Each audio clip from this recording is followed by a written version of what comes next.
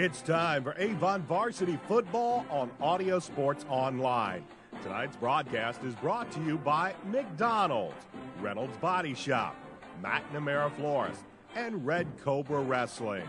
Avon Varsity Football is an AudioSportsOnline.com production. Now let's head out to the field for tonight's game.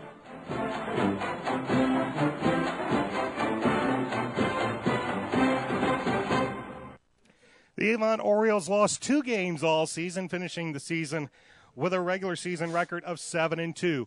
They got to avenge one of those losses last week when the Brownsburg Bulldogs came to Hendricks Regional Health Stadium, and the Avon Orioles took care of business. They won 41-10 to advance to tonight's sectional championship game. Tonight, they get the other team that beat them this year, as the Ben Davis Giants have returned to Avon to take on the Orioles in the Class 6A Sectional 5 championship game. Good evening, everybody. Welcome to Avon Oriole Football on Audio Sports Online. My name is Brian Scott. I'll be joined shortly by the Indiana Football Hall of Famer Dave Shelburne. Avon with a big win last week, as they had no problems getting past the Bulldogs by the score of 41-10. It was Derek Tennant leading the way for much of that football game, as he was pretty much a power running the ball for the Orioles.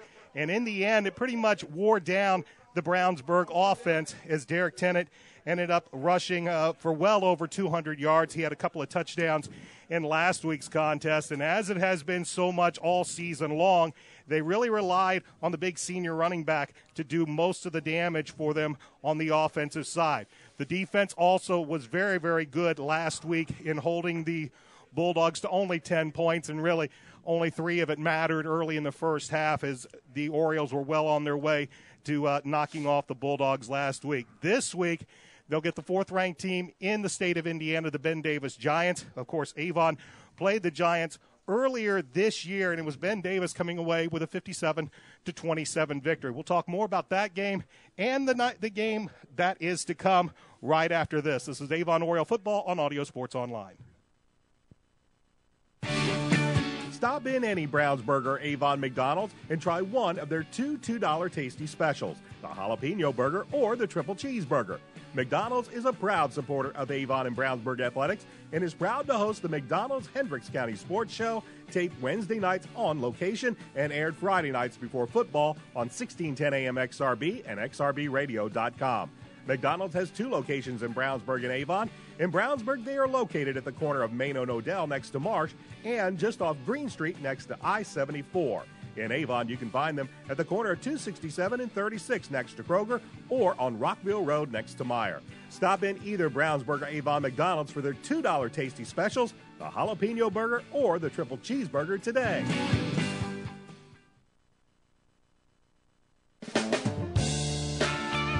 Reynolds Body Shop is a proud sponsor of Avon Football Broadcast. They are conveniently located at 4325 West Washington Street in Indianapolis, just 4 stoplights east of 465.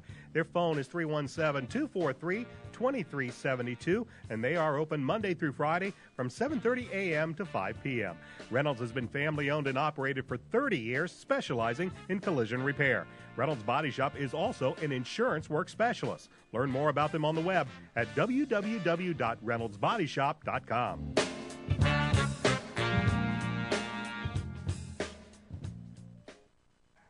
Welcome back to Hendricks Regional Health Stadium at Avon High School. Brian Scott, along with Dave Shelburne, as we get ready for the Class 6A Sectional 5 championship game tonight between the 4th-ranked Ben Davis Giants and the 7th-ranked Avon Orioles. Of course, as I mentioned last week, Avon coming off of a big win last week. They knocked off Brownsburg by the score of 41-10, avenging an earlier 27-7 defeat at the hands of the Bulldogs in Brownsburg. Brandon Peters last week didn't throw for a whole lot of yards, 181 yards, but he was exceptionally efficient, 14 of 20 for a 70% completion, and he threw 4 touchdowns on the night, 3 of those to Andrew Griffin. But probably the bigger story was the work out of the senior tailback Derek Tennant, 24 carries for 235 yards and a pair of touchdowns in that contest last week. And Derek pretty much kept wearing out that Bulldog defense, especially as the game just wore on. Derek just seemed to get better and better. The Orioles put up 20 points in the second half, and besides a late touchdown by Brownsburg when things were really decided, Toksak and Rabati with a 68-yard run the game was well in hand by then. Tonight they will take on the Ben Davis Giants. Ben Davis advanced to the sectional championship game when they defeated Pike last week by the score of 49-38. Pretty much the same recipe as their regular season matchup.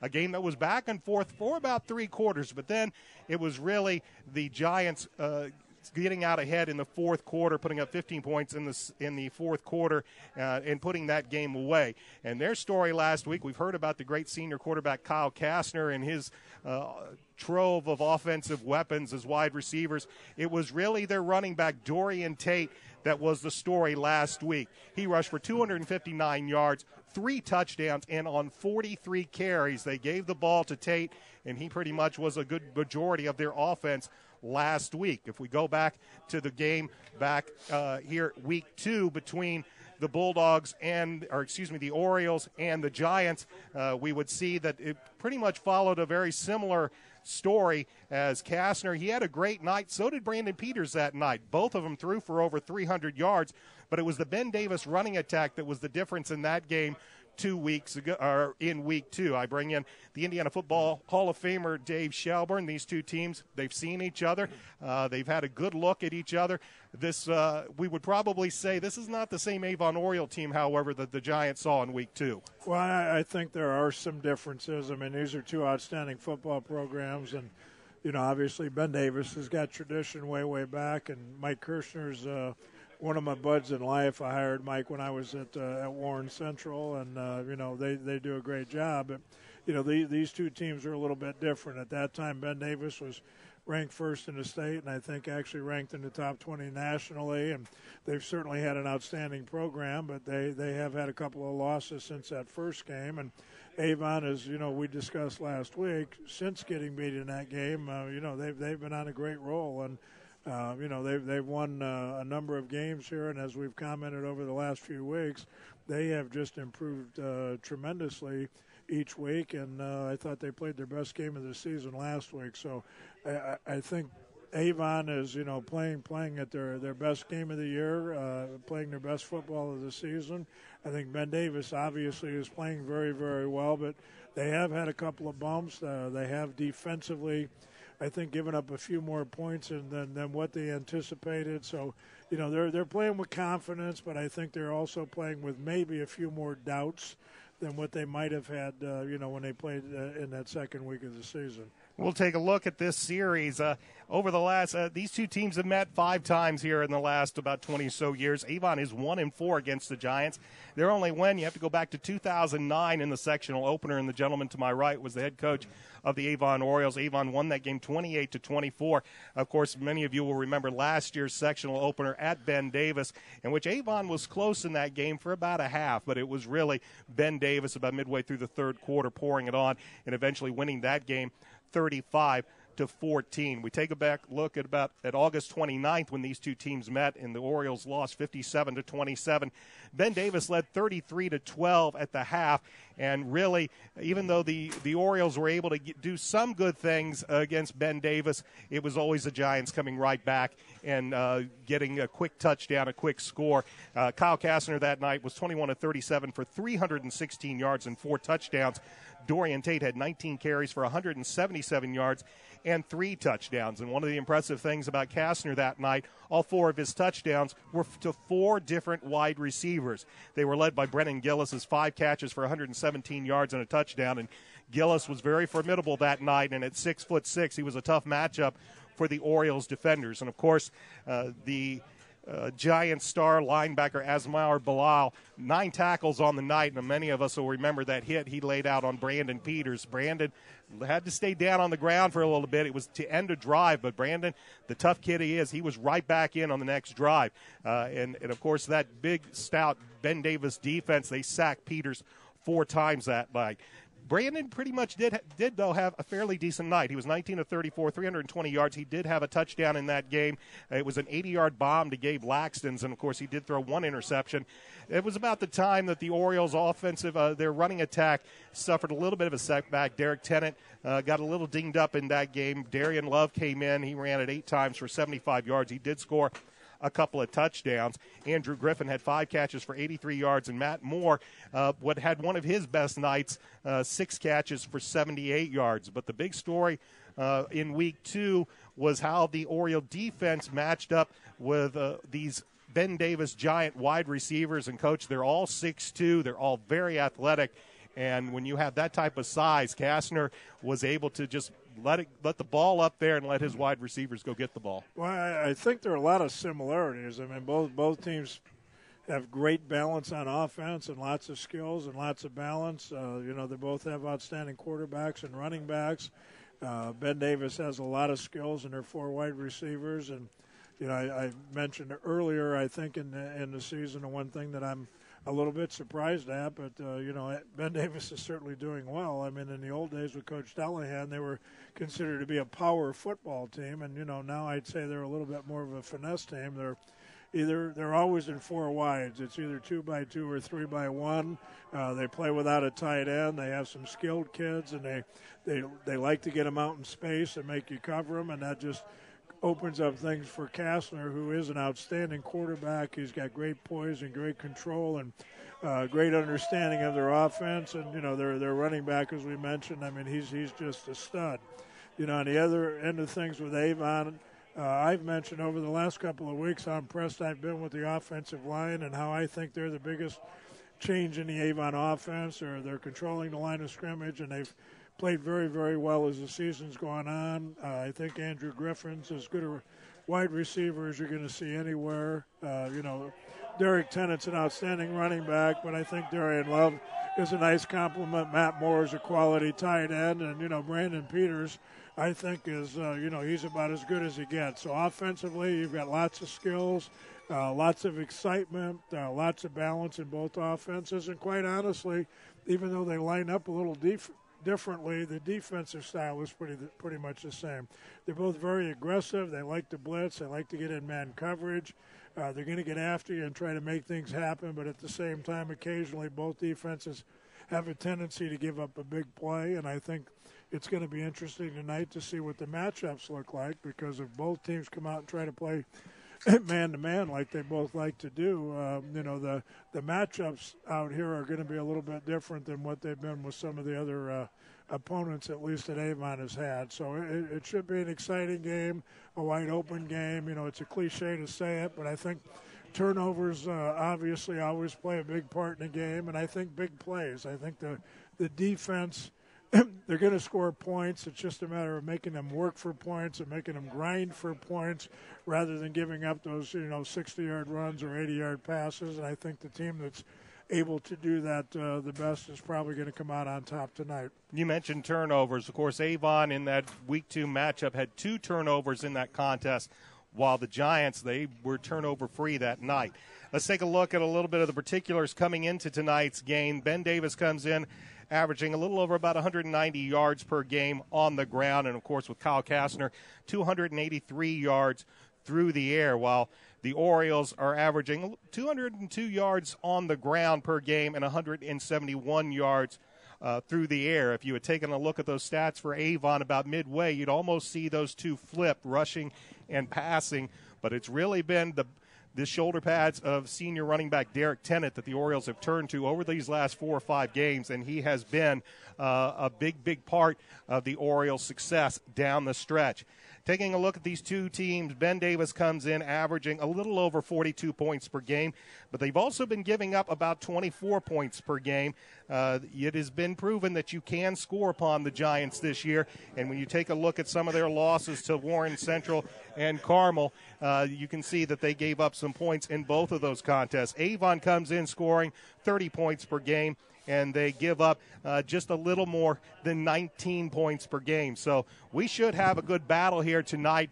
The winner of this game advances to the regional, where they'll play the winner of Lawrence Central and Warren Central. That game is taking place at Warren tonight. Warren is probably a heavy favorite in that contest. Both those teams know each other. We'll see how that one fares as the night progresses. As we take a look at some of the other particulars for tonight's contest, of course, the head coach of the Ben Davis Giants is Mike Kirshner. He's 62-27 in his 8th year at the helm of Ben Davis, 76-53 in his 12th year overall. The head coach of your Orioles is Mark Bless, 40-17 in his 5th year at Avon, 189-84 in his 25th year overall. Both these teams come in with identical 8-2 records. If you take a look over the last 5 meetings, as I mentioned, Ben Davis is 4-1 in those meetings, including a 57-27 win against Avon back on August 29th. You'll see the Ben Davis Giants across the way in the white, Avon in the white pants with the black jerseys and white numerals. We will warn you, there is a glare on your monitor. That's not a mistake. It is cold. It is cold. It is a little miserable tonight, and that's the good part of it. It's also wet, and the wind is blowing. It is blowing pretty much across the field from corner to corner at about 25 to 30 miles per hour. And while we do not have any rain at the moment or snow, it is expected. Temperatures right now are in the low 30s. Wind chills will be in the mid to low 20s as this game goes forward. And we might even see a little bit of the white stuff before we get this game finished here tonight on Audio Sports Online. Avon won the toss. They have elected to defer, so it is likely we will see Kastner and the Giant offense to begin this game. Again, a very cold, blustering night. We see the Avon faithful that have made it out to Hendricks Regional Health Stadium. We do see some umbrellas out there. And, of course, across the way, the fans from Ben Davis have made the trek over to Avon as they will root their Giants on tonight. Winner, as I mentioned, will play the winner of Warren Central and Lawrence Central in the regional. Wind chill factor is not quite as drastic in the press box. No, and we will say there is not a seat to be had in this press box. They've got everybody in here, half of everybody standing, but a lot of excitement here for tonight's game between Avon and Ben Davis. Back deep for the Giants as we get ready to get this football game underway is Jordan Wilkerson, as I believe Sam Perino is going to kick off tonight for Avon. Again, it is a stiff win, almost going from corner to corner, but probably more to Sam's back at the moment. But it is a stiff win, a good steady 20-mile-per-hour win with higher gusts. So Avon is going to kick this ball, and Sam will have the wind to his back. We're ready for football here at Avon. Pull up a seat. We hope you enjoy tonight's game. Perino puts a foot into it, and he'll kick it deep. It'll be taken on a bounce, and stepping on the end line is Wilkerson, and it'll be 1st and 10 for the Giants at their own 20-yard line. Let's give you the Ben Davis offense. Across the offensive line will be Justin Brandon, Quentin Tyler, Tim Fields, Kasha Wilder, and Jalil Breer. They run a spread offense. We'll see True Smith, Brennan Gillis, Chris Evans, and Story Emerson. The running back is Dorian Tate, and the quarterback is a 6'3", 205-pound senior, Kyle Kastner. One thing I noticed when I looked at the starting lineups here also is Ben Davis is a very veteran group. They've only got 4 juniors, the rest seniors on offense, and they're only starting 2 juniors on defense. So they'll start this 1st and 10 from the 20. The pitch is to Tate. He'll try to run around the right side, and he will pick up about 6 or 7 yards before he is brought down. And on the first play of the game, they will just pitch it around the right side and let Tate see what he can get. Yeah, and they're no huddle look. They're coming out, lining up, getting the play call from the sidelines. Everybody's kind of taking a peek, and we've got trips here out to the white side of the field.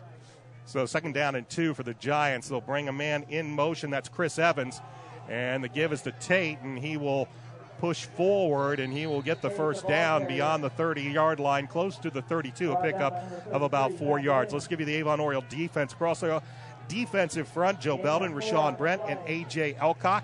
The linebackers, Brian Fitzgerald, Thomas Williams, and Zach Williams. The corners are Drew Shayatovich and Gabe Laxtons.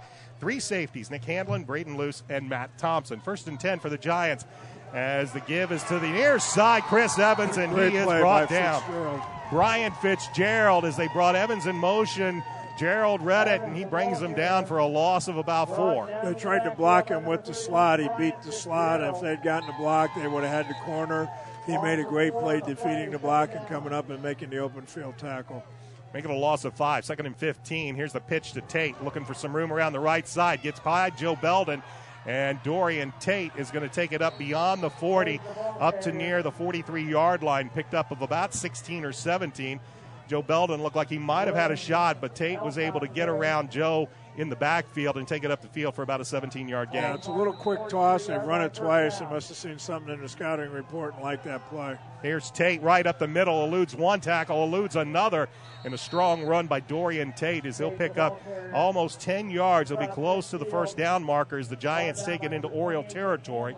First and well, let's see where they spot it. They're going to mark him just shy, second down and short. Yeah, they're in a very quick, fast-paced offense right now, and it looks like they've got some things they think they can run, and they're going to try and attack early. Here's Chris Evans on the end around. He'll get the first down and more. He's down the far sideline, and he'll be inside the 25, down to about the 24-yard line. The last time they ran that, Brian Fitzgerald blew it up in the backfield. This time they get a big gain out of it. Yeah, right now Ben Davis is playing at a much faster pace than Avon. Avon's going to have to adjust to the quickness, not only of them getting up to the line of scrimmage and running the play, but once the ball is snapped. 3 wideouts to the near side. The give is to Tate. He will take it up the middle, and he's going to be met right there by Rashawn Brent. And Brent's going to push him back about a yard or two. Brian Fitzgerald also in there on the play. Yeah, much better defense that time. Ben Davis, most of their yardage at this point has been outside, and they haven't thrown a pass yet. It'll be second down and 10. Ball is at the Oriole 24-yard line. That's Evans in motion. They will give it to him, and Evans will get a yard or two, and he's going to be in. Ball's loose. The ball is on the ground. Let's see. Williams. And Zach Williams hit, and the Orioles, who did not force a Ben Davis turnover in the first matchup, get one on the opening drive, and they will take over first and 10 around their own 23. Boy, Zach Williams just squared him up and leveled them, and when he did, the ball came loose. I'm not sure who got on it, but Ben Davis had a great drive going. They were eating up chunks of yardage, 5, 6, 7 yards a carry. Had the momentum going in their way, and Avon came up with the big play based on Zach Williams' tackle.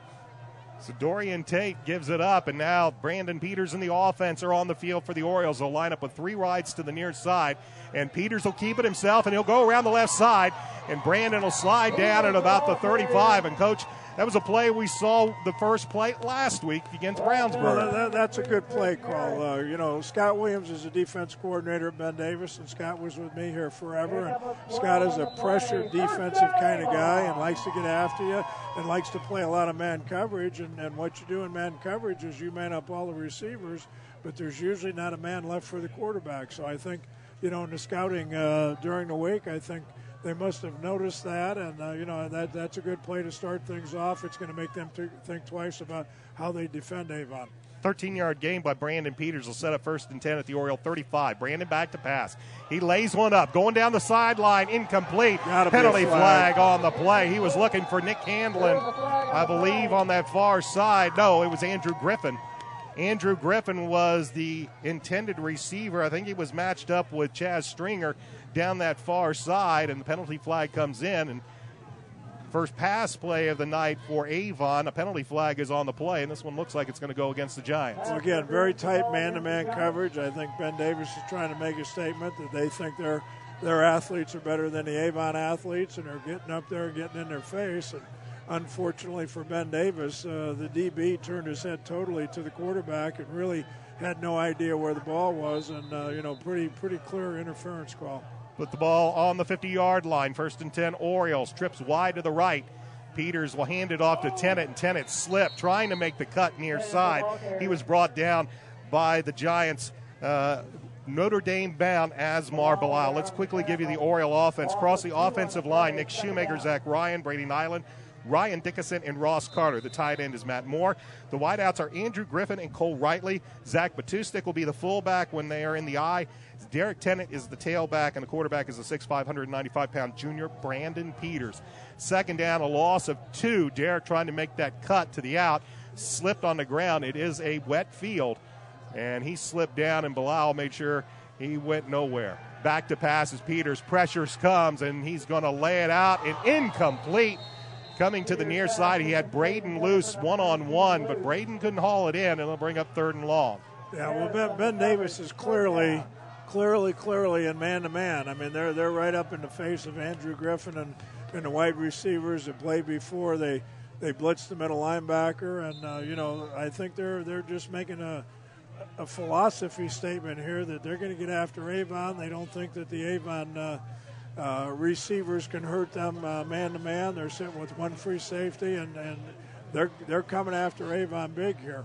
3rd down and 12, Bulls at the Oriole 48-yard line. 2 wideouts to the near side, 1 to the far side. Brandon out of the gun, drops back to pass. He will dump it out to the near side. Pass is complete, but not much of a gain. A pickup of about 4 yards to the tight end, Matt Moore. Matt will take it to the Ben Davis 48-yard line, and that is all. It'll bring up 4th down in the punting unit on for Avon. And again, man-to-man again. Matt Moore, when he is in there, when they're in that 3-receiver look, double wide receiver with Matt being the 3rd receiver inside, if he's matched up with a linebacker, ordinarily that's going to be a pretty good matchup for Avon. That time they did get the completion. They just didn't get enough for the first down. Alex Steffen on the punt. He's got the wind at his back. Jalen Harden's back deep to receive it. Good punt. Harden will call fair catch, but it's a decoy as this ball is going to go into the end zone, and that will be a touchback. 7:31 left to go in quarter number 1. We are scoreless. This is Avon Varsity Football on Audio Sports Online. Reynolds Body Shop is a proud sponsor of Avon football broadcast. They are conveniently located at 4325 West Washington Street in Indianapolis, just 4 stoplights east of 465. Their phone is 317-243-2372, and they are open Monday through Friday from 7:30 a.m. to 5 p.m. Reynolds has been family-owned and operated for 30 years, specializing in collision repair. Reynolds Body Shop is also an insurance work specialist. Learn more about them on the web at www.reynoldsbodyshop.com.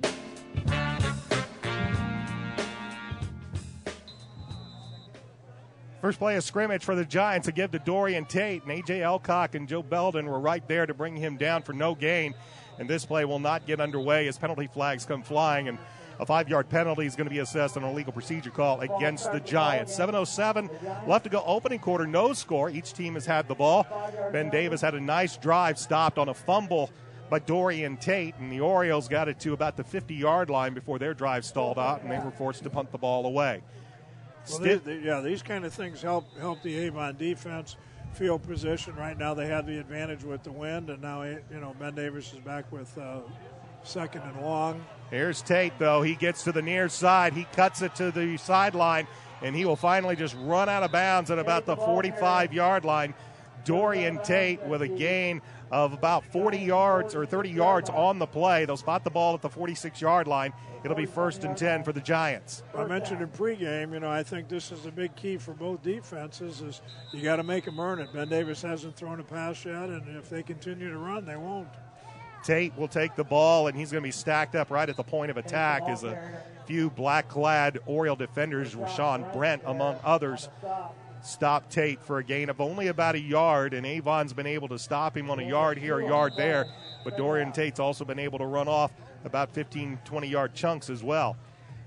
Ben Davis, 2 wide outs to the left, 2 to the right. Kastner out of the gun. The give is to Tate once again, and he's going to be brought down after a short gain. Is coming in to make the tackle once again was the 6'1", 235-pound senior Rashawn Brent. Big key here, 3rd and 6, good situation for Avon to be in. They can't give up the long run like they have here the last couple of times. Kastner, this time they will go jumbo, and they will pitch it around the right side. This is Chris Evans, and Evans breaks a tackle. He'll go to the 40, to the 35, down to the 30, and he's off to the races. Chris Evans with a 50-yard touchdown run as Ben Davis brought everybody in tight, went jumbo. Kastner pitched it to Evans, and Evans rumbles 50 yards later, and the Giants are on the board with a penalty flag in the end zone. Well, I know it's a lot easier to say from sitting up here in the box, but, Avon just can't give up the big play. They work very hard. They played pretty good defense most of the time, but, the Ben Davis has lots of skills and big play capabilities, but Avon is going to have to contain that, if they're going to stay in the game. Officially, it'll be a 49-yard touchdown run, but the officials now huddling up, likely something that happened after the touchdown was scored, but we will wait to see and they'll wave the flag off. So a 49-yard touchdown run by Chris Evans, and the Giants strike first with 5:49 left to go in quarter number 1. They lead 6-0.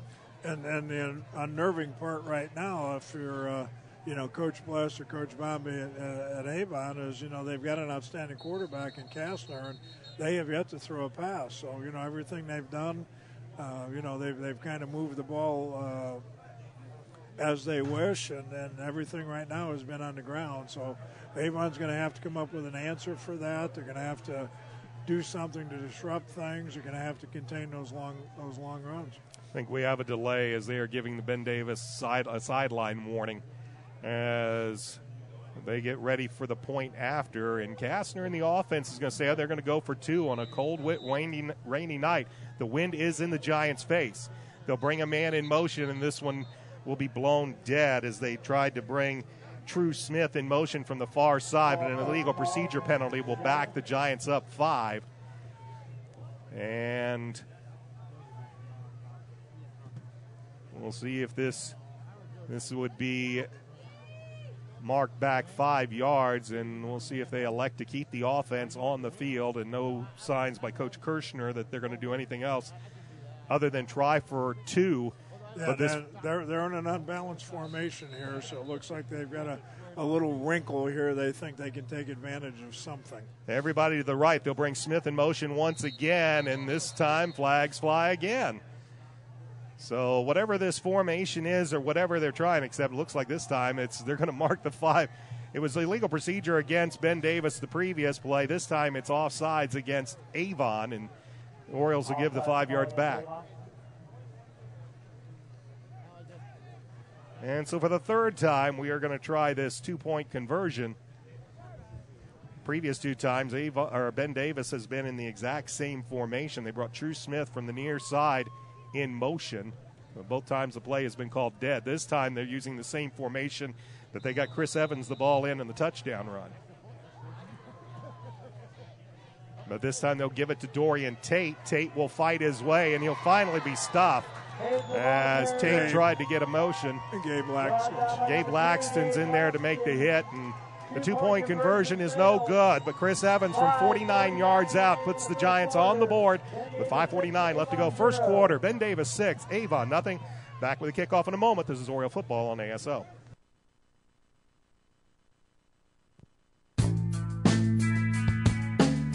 McNamara Florist is Indy's hometown florist since 1954, with 8 convenient locations, including the new Avon store on Rockville Road.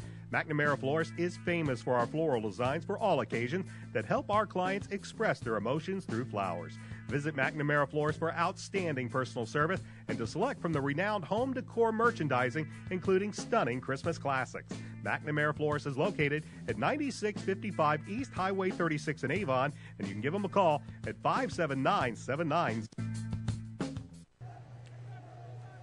Chris Evans on a 49-yard touchdown run gives the Giants the early lead 6-0 with 5:49 left to go first quarter. Looks like a pooch kick coming up here, too. They will send Lucas Figuera out to kick, and he will kick it high, and he's going to kick it right out of bounds, but this one's not going to matter anyway. I think it's dead because I think Ben Davis was offsides. And they were. So they tried the pooch kick with Figuera, which fortunately for the Giants, they actually were offsides because that one was going out of bounds. So they will back them up 5 yards to the 35-yard line and try it again. Avon bringing everybody up. Derek Tennant and Brian Fitzgerald are standing back at about their own 20-yard line. And Figuera looks like he's going to try it again.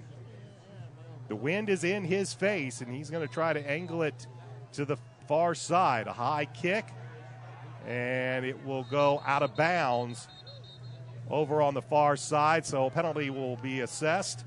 And the Orioles will have pretty decent field position to start this drive after the short kick. Yeah, that's something Coach Kirshner likes. I know in the game we came back and won in 2009, we dropped 2 pooch kicks. We were down 17-0 before we'd even run an offensive play. So, they've had some success with it, and it's, a big part of their trick bag. So they will spot the ball at the 49-yard line. It is where the ball crossed and it will be 1st and 10. Avon trailing 6-0 with 5:49 left to go first quarter. Peters out of the gun, takes a snap and lost a handle on it, and he has to fall back on it back at the 44-yard line.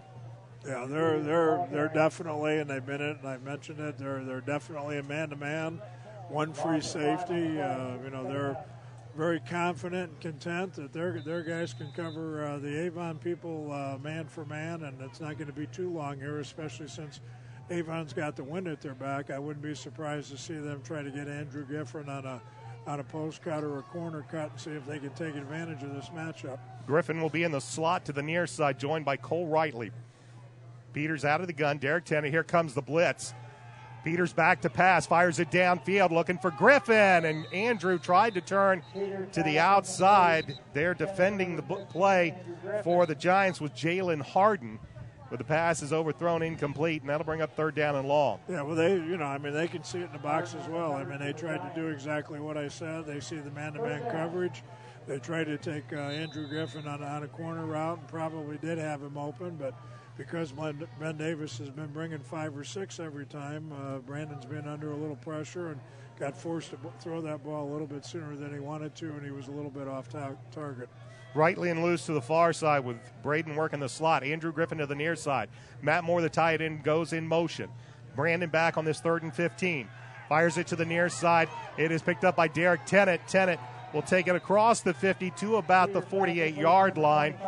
Pick up of about 10, 11 yards on the play, but it's going to be a 4th down and gain of 7, 4th down and about 7 yards to go. Yeah, good play call. A little bit surprisingly, it looks like Avon's going for it here on 4th and 8 at midfield. With the wind at their backs, they will go for it. Braden loose to the far side. Nick Hanlon will line up as a wide receiver to the near side. He'll be joined by Braden Luce.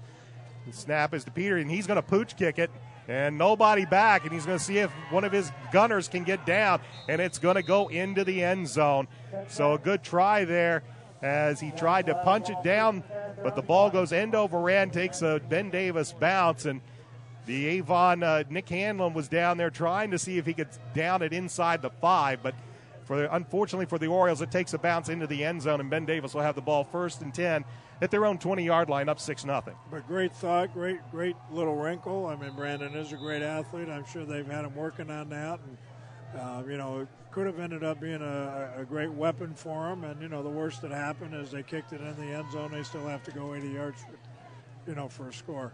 Kastner will keep the football, and he's not going anywhere because A.J. Elcock picked up where he left off last week as he was harassing Hunter Johnson of the Bulldogs all game long. He wasn't fooled at all. He brings Kastner down for a loss of about a yard or 2. Well, A.J.'s been chasing some plays down from behind. I'm sure they saw that and thought they could come up with the little counter play, but he was all over it. So 2nd and 11. Here's a give to Tate. And Dorian Tate will pick up about 3-4 yards on the play before he is brought down. Zach Williams with the tackle, and will bring up 3rd and long, and a big play for the Oriole defense here, trying to get the Giants off the field. Yeah, they need to stop. It'd be nice if they could get the wind advantage here, at least in the last 3.5 minutes of the quarter here. Going into the wind, Ben Davis hasn't thrown a pass yet. Chris Evans is the ball carrier, and he is not going to find any room. Brian Fitzgerald managed to wrap up his legs, and a few other Oriole defenders were there to make sure Evans didn't go any further. He might have picked up a yard, but it'll bring up 4th down for the Giants. Yeah, a little bit surprising. They've had a little bit more success running the football outside. Avon has defended the inside run, pretty well here in the first quarter, and that time they ran a little quarterback counter and 2 inside runs, and Avon was able to stop him and force the punt here, and they're punting into the wind. 3 and out for the Giants is Andrew Griffin and Braden Luce are back at about their 20. It's a kick that dies, and the ball will be down at the 48-yard line, and a close play there, as one of the Orioles was close to where the ball was. But Avon, for the second straight possession, will have the ball in good field position. They'll start this drive at their own 49-yard line with 2 minutes and 44 seconds left to go in this first quarter. They trail Ben Davis by the score of 6-0. Alongside Dave Shelbourne, I'm Brian Scott. Brandon Peters in the offense back out onto the field for your Orioles. Matt Moore is going to line up in the slot to the near side as they go split backs, as Brandon Peters is now going to go under center for the first time. And the give is to Tennant, and Tennant explodes through the hole, and he is finally going to be brought down. I believe Asmar Bilal finally was able to trip Derek up, but not before Derek picked up about 8 yards into Ben Davis territory at around the 42-yard line. Well, I like that play call. It's just a little inside guard trap, and against the defense, it's plays that aggressive style that Ben Davis does. I mean, they'll tee up and come, and that little quick trap is a good opening play on first down, and we almost got the first down. Here's give to Derek Tennant, and Tennant gets through the hole. He was hit briefly, but plows ahead down to about the 39-yard line, and the Orioles will move the chains. It'll be 1st and 10 at the Giants' 39-yard line. Yeah, good first 2 plays on this drive. You don't want to let the clock dictate, but they've got the one here for 2 more minutes, so it'll be interesting to see if they don't put the ball up here in the air while they have that one advantage. Gabe Laxton's is now in as a wide out to the near side, trips left. Peters out of the gun, drops back to pass. I think he wanted to give that ball away, and he ends up throwing it away. Derek Tennant, I think Brandon expected Derek to take the handoff, and Derek went up the field, and Brandon saw a whole bunch of white-clad Giants chasing after him and is lucky enough to get that ball away. Yeah, I'm looking for a receiver right here. Coach Delahan down on the other end saying he's looking for a receiver, and quite honestly, I'm looking for one myself. 2nd down and 10, ball at the 39-yard line as Orioles will once again, that's Gabe Laxton's to the near side. They send 3 wideouts to the left. 2nd down and 10 from the Giants' 39. Giants show blitz, and they will stack it up in the middle. Tennant bounces it to the outside, to the 35, down to the 30, to the 25, down to the 20, and he'll finally be ridden out of bounds in the red zone as he'll take it inside the 20 before he is brought down by Chris Parrish, the cornerback. A big gain for the Orioles, and they'll have it 1st and 10 in the red zone and around the Giants' 16-yard line. Well, I'll tell you, that was a great run by Derek Tennant. They had him dead to rights at the point of attack. They blitzed from the outside, had an unblocked man there, and Derek looked like he should have been tackled for no loss and made him miss, and turned it into a long gainer. Cole Rightly is the wide receiver to the far side. Split backs once again. Here's Tennant. He bursts through the hole the right side up to the 5 and into the end zone for the touchdown. A 16-yard touchdown run from Derek Tennant, and the Orioles have tied this game at 6.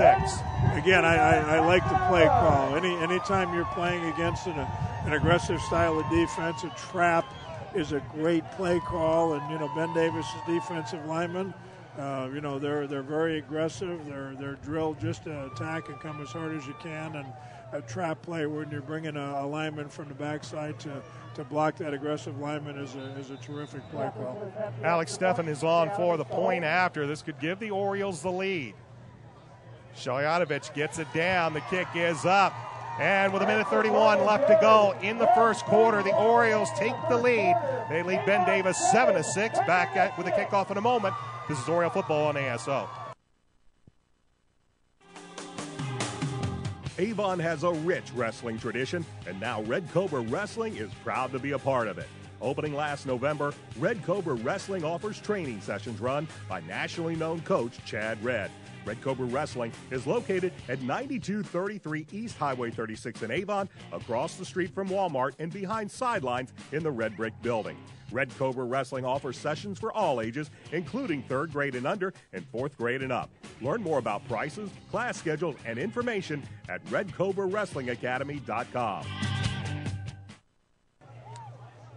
Avon uses a little over 3 minutes, and Derek Tennant runs it in from 16 yards out, and the Orioles lead the Giants 7-6 with 1:31 left to go in the first quarter.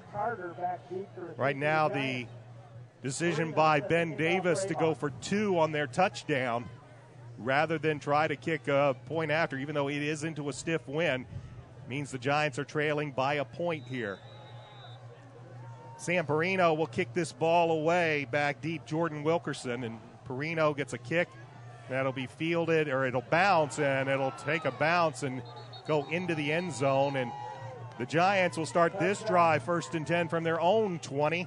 Oriole defense did a great job on the Giants' last possession, limiting them to a 3-and-out. They'll look to see if they can replicate that on this one. And an outstanding offensive drive. They played with a lot of confidence. The offensive line is starting to figure out, I think, the speed and the quickness of the Ben Davis defense. They came out and took advantage of some things, with the style of play and the philosophy that they've decided to play tonight. And Avon put together an awfully nice offensive drive for a score. They will bring Chris Evans in motion. He will get the ball as he goes on the end around to the right side, and he's going to have a gain of about 10, 11 yards. Close to the first down marker. He's going to be pushed out of bounds there. We've seen that play already from Ben Davis several times, bringing Evans in motion from the far side, or the near side, and taking the handoff and taking it around the far side. It is enough for a Giants first down. It's a pickup of 11 yards to the 31-yard line. Yeah, Avon's going to have to get somebody on that edge to get upfield and turn him back in. He's got too much speed if you let him get around the corner. 3 wideouts to the near side as Gillis, Evans, and Emerson all to the near side for the Giants. Tate to the left of Kastner working out of the gun. The give is to Tate. Tate will take it straight up the middle and plow ahead for maybe 3 yards up to around the 33, 34-yard line before he's brought down. Yeah, right now, the more Ben Davis decides to run from tackle to tackle, the more of an advantage that is for Avon. We've handled that phase of their offense extremely well. It's the outside runs that have gotten us in trouble. So, as long as Ben Davis continues to run inside, I think we'll be in good shape. And if we can figure out a way just to turn things back in, we should be okay. 28 seconds remain in the quarter. And Kastner was going to take off on his own, but another penalty flag, another stoppage of play. This game played back in week 2. Ben Davis was hit for 10 penalties in that game. Avon was hit for 7, though the yardage was fairly comparable for both teams. But already Ben Davis with several penalties in this contest, and this one's going to cost him 5 yards back to around the 28-yard line. And that certainly helps, and it knocks an offense off schedule. But, previously they've come back with a big play.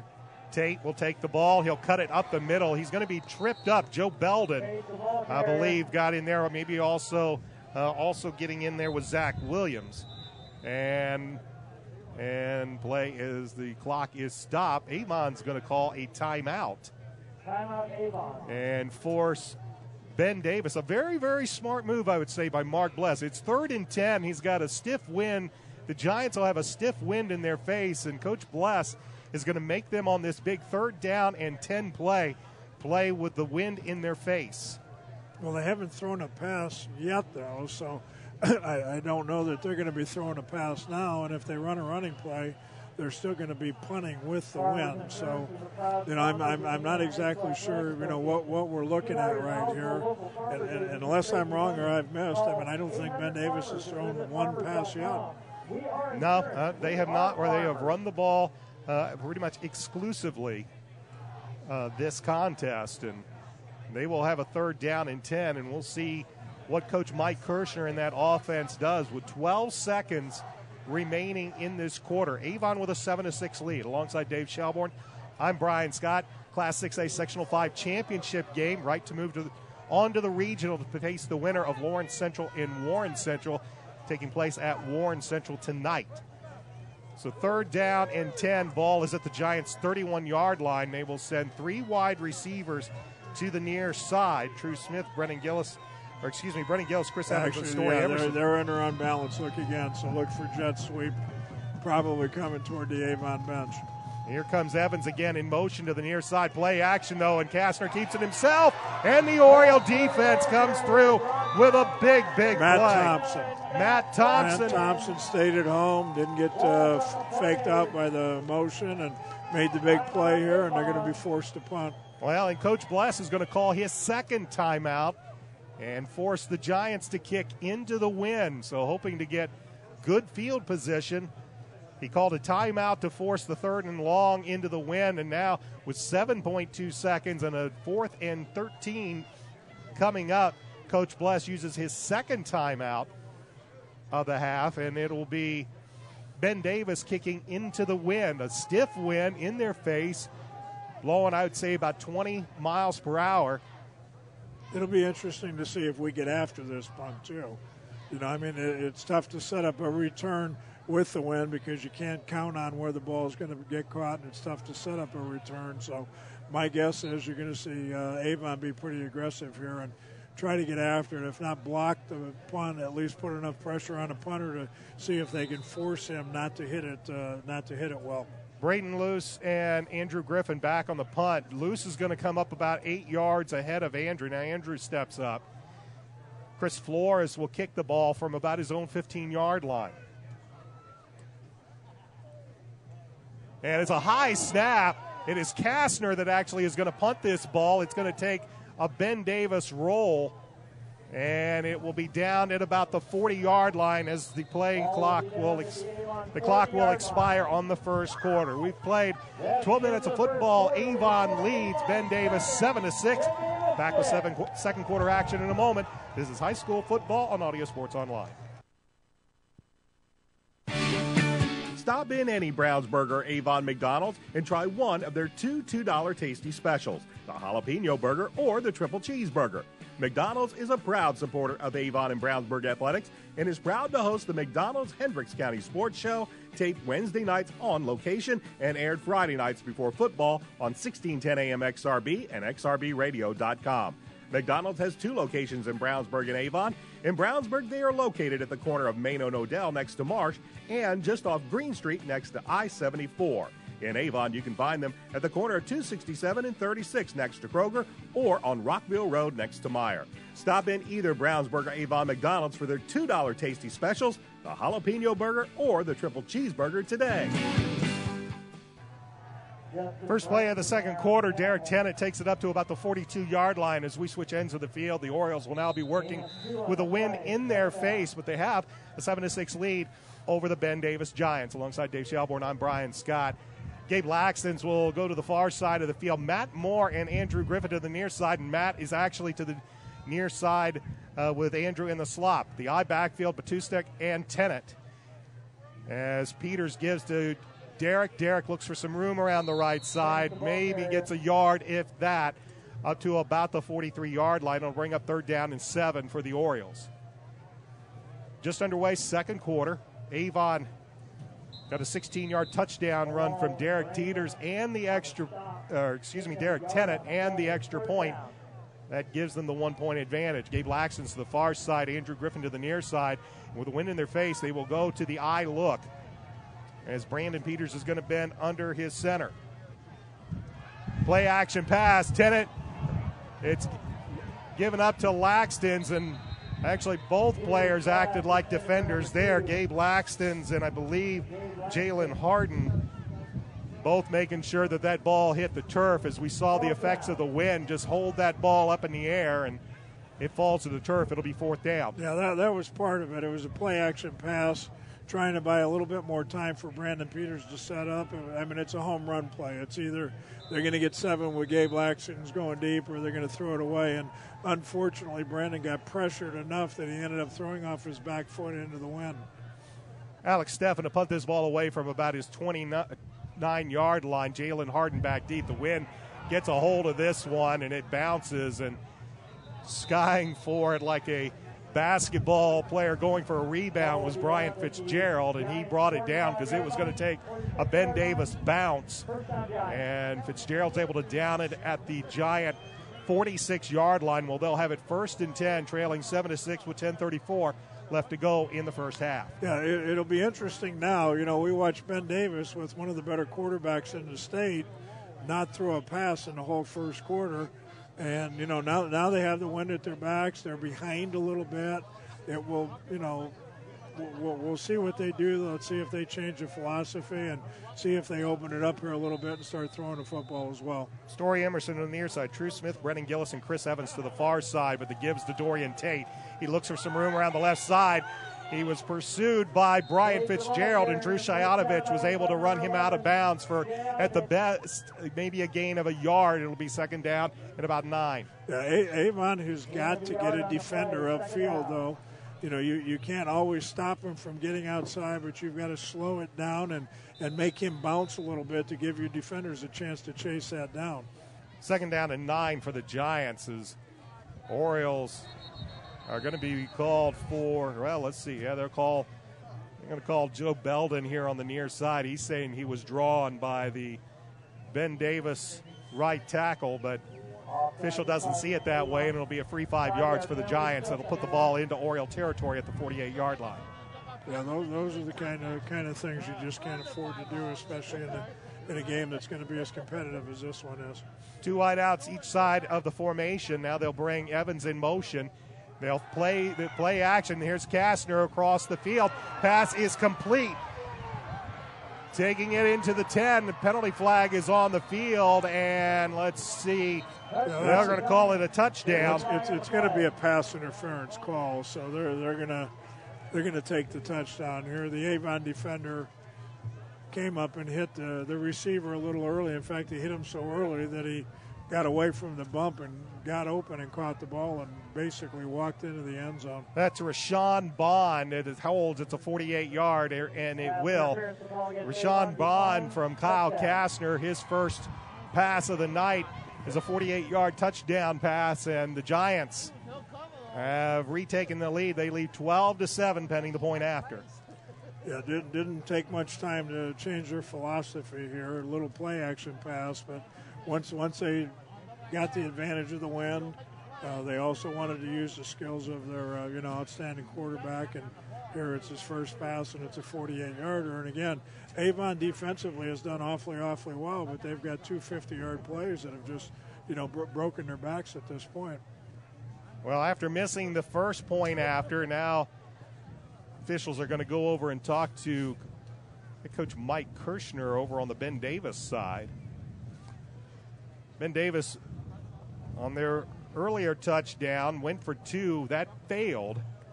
Now they are down. It looked like they're going to go for 2 as they may be double-checking numbers of the players.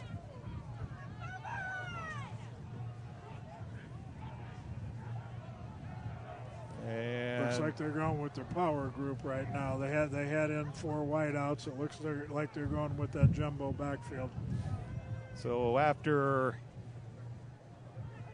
the officials came and talked to Coach Mike Kirshner, he has elected to change the lineup. And then Coach Shelbourne's right. They've gone back to that jumbo package with Kastner working out of the pistol. So 12-7, Giants with a lead thanks to the 48-yard touchdown pass from Kastner to Rashawn Bond. Here's a give to Dorian Tate. He will take it over the right side, and he will not get in.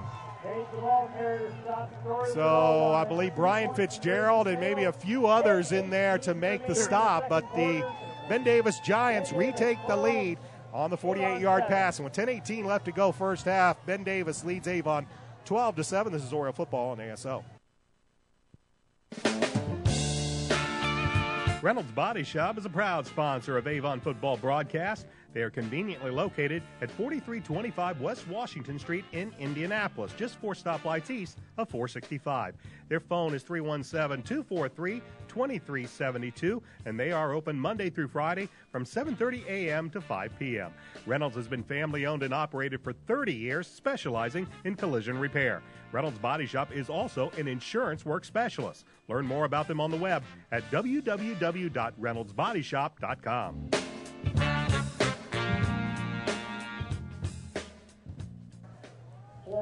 Rashawn Bond is on the receiving end of a 48-yard touchdown pass from Kyle Kastner. The 2-point conversion is no good, and the Giants have the lead 12-7. This will be a kick that will be taken at about the 4. Come to the near side to the 15. Derek Tennant. He eludes one man, and he will take it up to about the 22-yard line.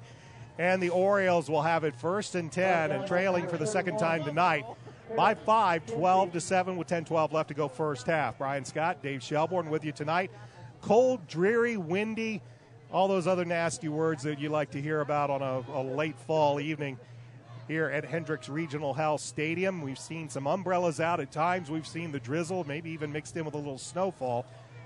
But it is the Orioles that are looking to heat things up. They trail by 5, and they'll have it 1st and 10, again at about the 23-yard line.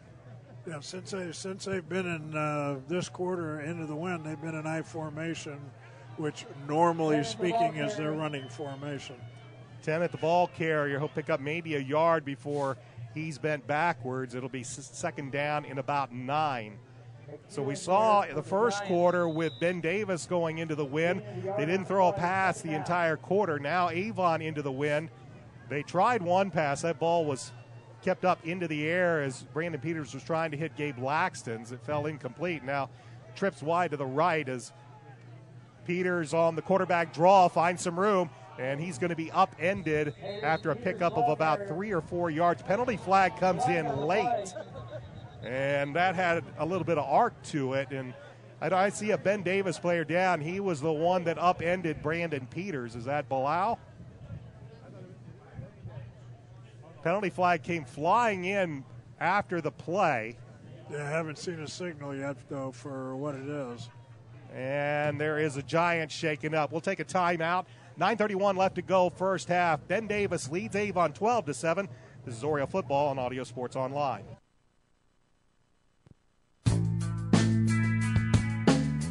McNamara Florist is Indy's hometown florist since 1954, with 8 convenient locations, including the new Avon store on Rockville Road. McNamara Florist is famous for our floral designs for all occasions that help our clients express their emotions through flowers. Visit McNamara Florist for outstanding personal service and to select from the renowned home decor merchandising, including stunning Christmas classics. McNamara Florist is located at 9655 East Highway 36 in Avon, and you can give them a call at 579-7900.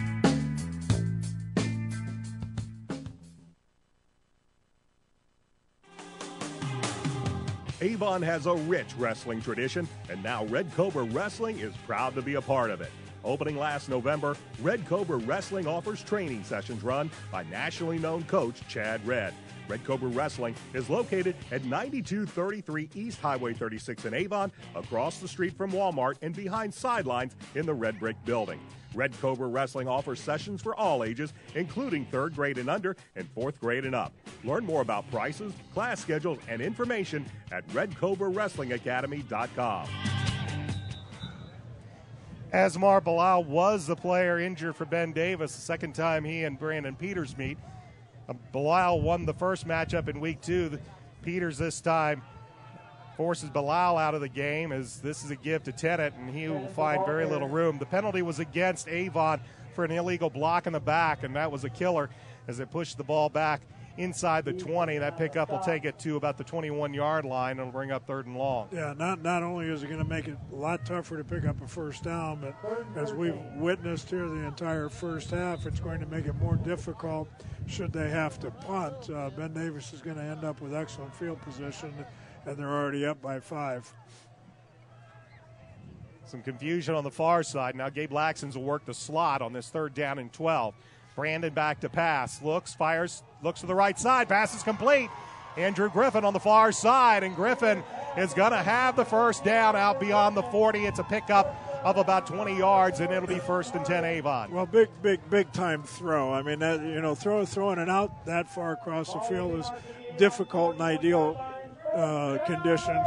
Throwing it that way into the wind as he did tonight, Andrew Griffin was wide open, so he must have made a great move to get open, and the offensive line gave him plenty of time. That's a huge play for Avon just in the field position situation. Nick Handlin is to the far side. Laxton's, Griffin, and Moore are to the near side. Tennant will take the handoff, however. He will cut it up the field to the 45 and pick up a good 5 yards on the play to around the 46-yard line. It'll be 2nd and 5 for the Orioles. Good first down play. Coaches understand staying on schedule, for first down, especially in the close games, you're looking for at least 4 yards.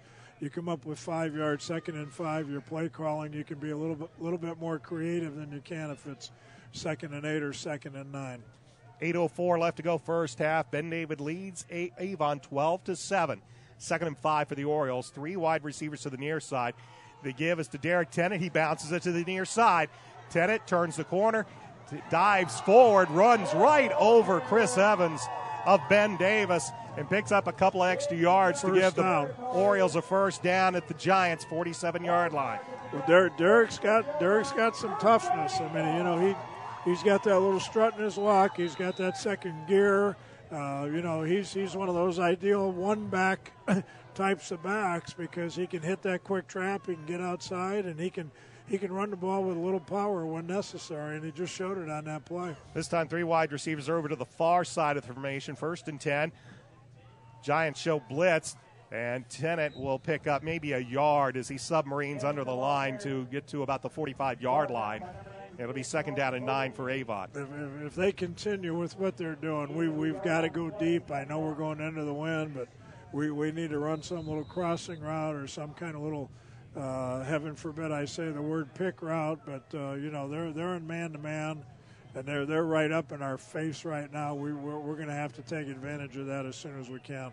More handling and Laxton's to the far side. Andrew Griffin near side. Peters back to pass.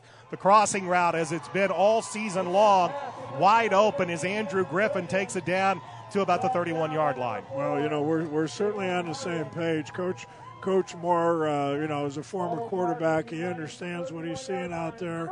They can't continue to play that kind of defense without us trying to take advantage of that. And that's what they did. You put a receiver with the skills of Andrew Griffin out there one-on-one with anybody and give him all that much room on the backside, he's going to get open, and Brandon Peters is going to get him the football. Same formation. Andrews lined up one-on-one the near side, but the give is a keeper by Peters. Peters to the 20, inside the 20, and running out of bounds at about the 17-yard line. Jalen Harden was able to wrangle the big fellow Brandon Peters out of bounds, but not before Peters got the first down, and the Orioles are in the red zone at the Giants' 17-yard line. Again, I like the play call. It's man-to-man. Nobody is ever assigned to the quarterback. So, Derek's been running the football very well. They're man-to-man on all the receivers. You run that little fake right there, Brandon Peters is going to be open until he runs into the free safety down the field. Laxton's and Griffin to the near side, Hanlon to the far side. The give is to Derek. Derek is going to be stood up at the line of scrimmage, and no gain on the play. As looks like coming in to make the tackle might have been Corin McCoy, but it'll be no gain on the play, maybe even a loss of a half a yard. They'll actually spot the ball back at the 18-yard line. Let's call 2nd down and 11 for Avon. 6:10 clock moving here in the first half. Orioles trail by 5. Yeah, Ben Davis's answer the last 4 or 5 plays is to bring 6.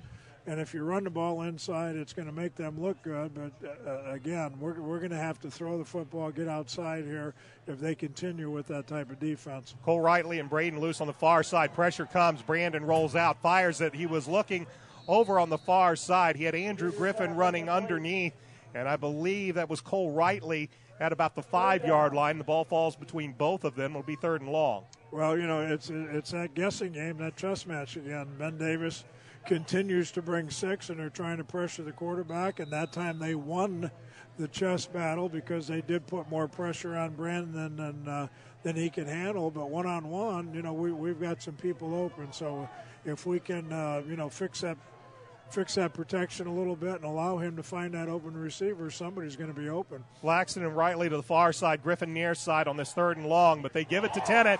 Tennant is wide open. Matt Moore just took off down the seam. Nobody covered the big tight end, and Matt Moore rumbles in from 18 yards out. Again, nobody's assigned to cover him. That's that guessing game.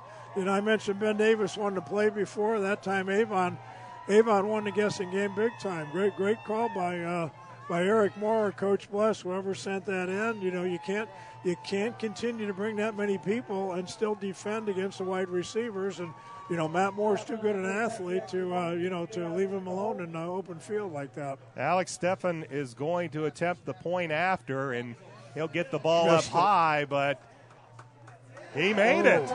Looked like he missed it, but they say it snuck in on the near side. And with 5:41 left to go in the first half, the Orioles retake the lead 14-12. Back with a kickoff in a moment. This is Oriole football on ASO. Avon has a rich wrestling tradition, and now Red Cobra Wrestling is proud to be a part of it. Opening last November, Red Cobra Wrestling offers training sessions run by nationally known coach Chad Red. Red Cobra Wrestling is located at 9233 East Highway 36 in Avon, across the street from Walmart and behind sidelines in the Red Brick Building. Red Cobra Wrestling offers sessions for all ages, including 3rd grade and under and 4th grade and up. Learn more about prices, class schedules, and information at redcobrawrestlingacademy.com. Matt Moore is on the receiving end of an 18-yard touchdown pass from Brandon Peters. Alex Steffens' point after sneaks through. And with 5:41 left to go in the first half, Avon retakes the lead 14-12. Both teams have scored touchdowns, 2 touchdowns apiece. The difference in this game right now, Ben Davis has not scored their extra points. They went for 2 on both occasions. They have been stopped twice.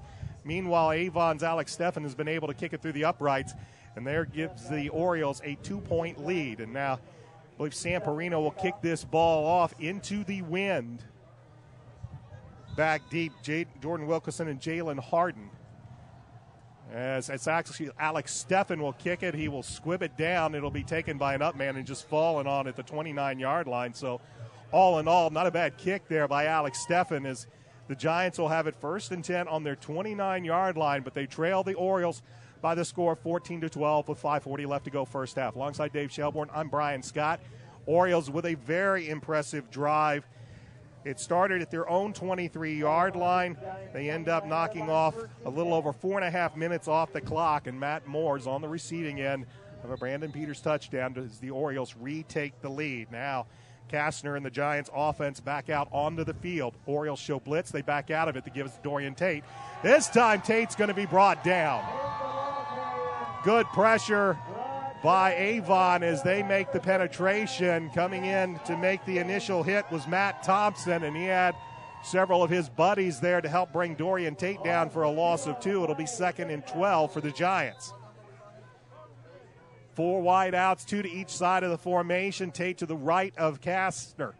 Kastner back to pass, fires over the middle. Pass is complete to Rashawn Bond, but he is met and dropped immediately. I believe Bryant Fitzgerald in there on the tackle, and Bond will pick up about 5 up to the 32-yard line. This brings up a big 3rd down for this Orioles defense. They will stay with a 4 wide look. Kastner back to pass over the middle, incomplete. He had a man wide open. He was looking to Story Emerson, but he threw the ball high. It's incomplete, and the Giants will go 3 and out and give the ball back to Avon. Well, with the win, they've certainly changed their philosophy. They, did nothing but run in the first quarter, and now that they've gotten a win, they've tried to open it up a little bit.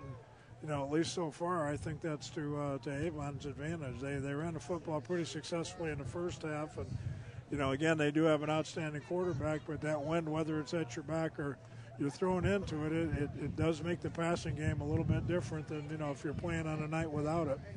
Chris Flores back to kick, back deep. Andrew Griffin and Braden Luce. Wind is at Flores' back.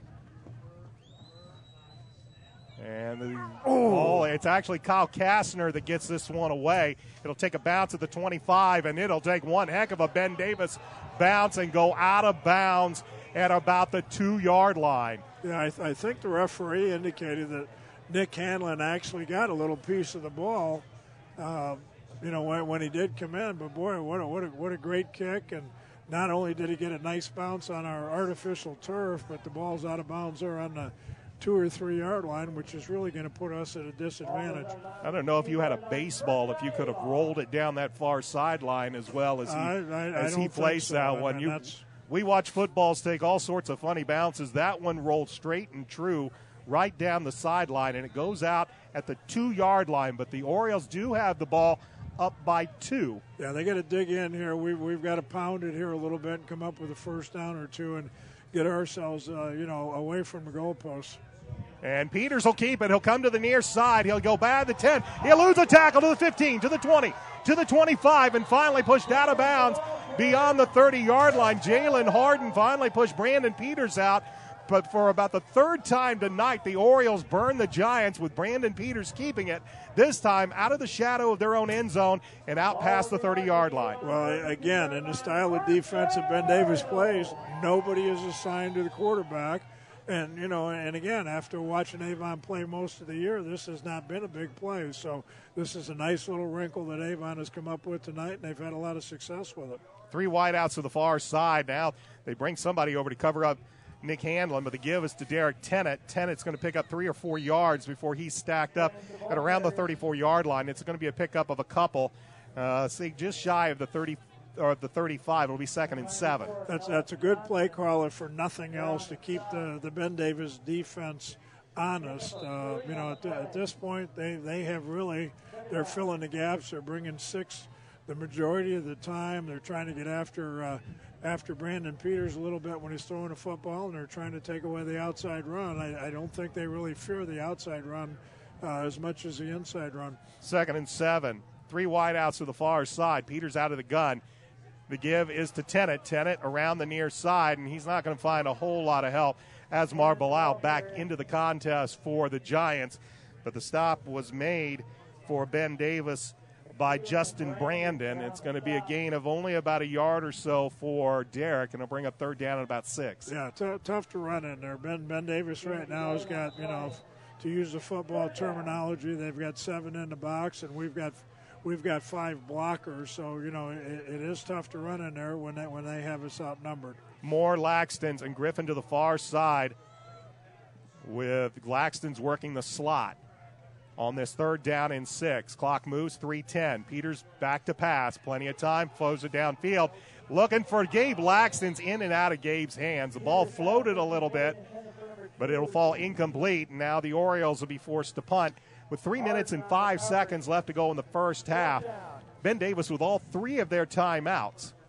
Yeah, that was the first down pass that we got on the last drive. But that's a dangerous pass. That's a long way to throw the football, and a long way to throw the football into the wind.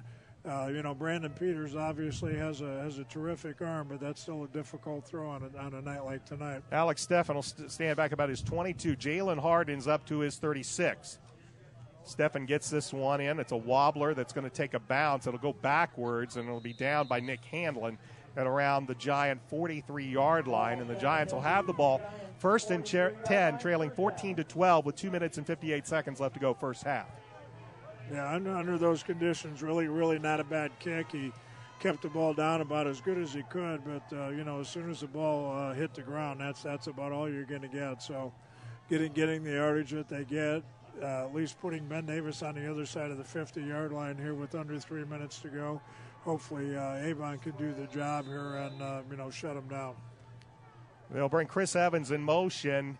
He will get the ball. He will go the far side, and he will meet Joe Belden. Face mask. But a penalty flag comes flying in. Belden made the penetration upfield to stop Evans, but might have gotten the hand in there as the penalty flag comes flying in.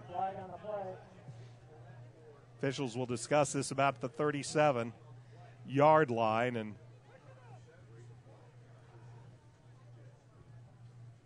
and it is a 15-yard face mask against the Orioles. So good defensive play by Avon's Joe Belden, but the 15-yard face mask penalty is going to put the ball into Oriole territory.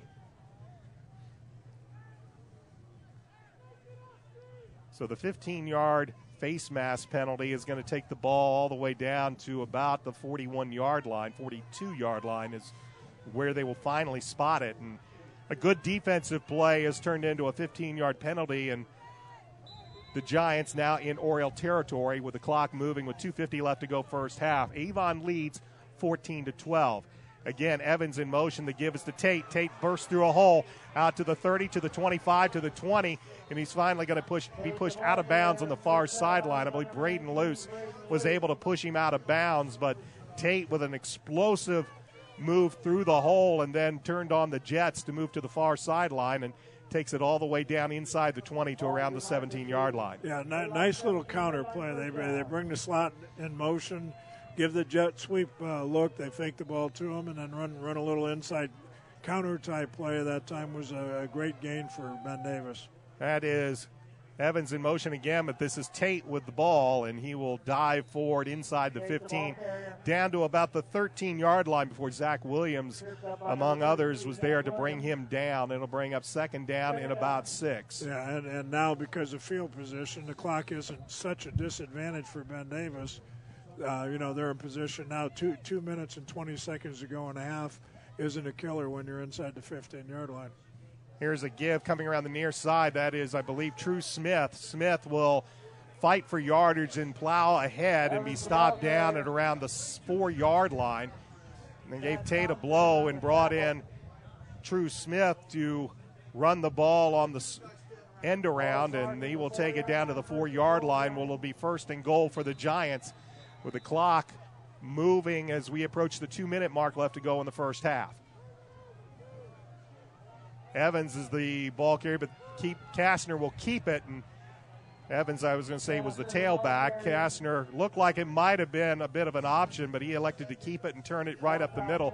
But he's going to be stopped for little to no gain. Well, he's certainly a great athlete, but I'm sure Avon would rather see him carrying the football than the other two guys. The other two guys are extremely explosive and hit the hole very, very well. And as good an athlete as Kastner is, I don't think he has quite the skills or the power of the other two running backs.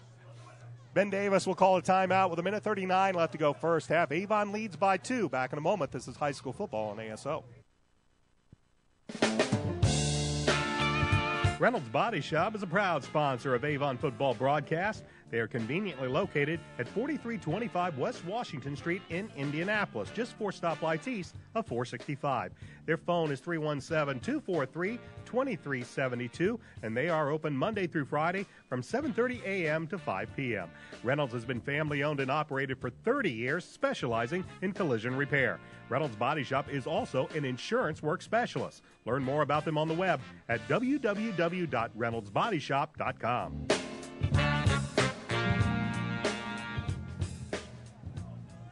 Ben Davis uses the first of their 3 timeouts to talk this one over on second and goal from the 4-yard line.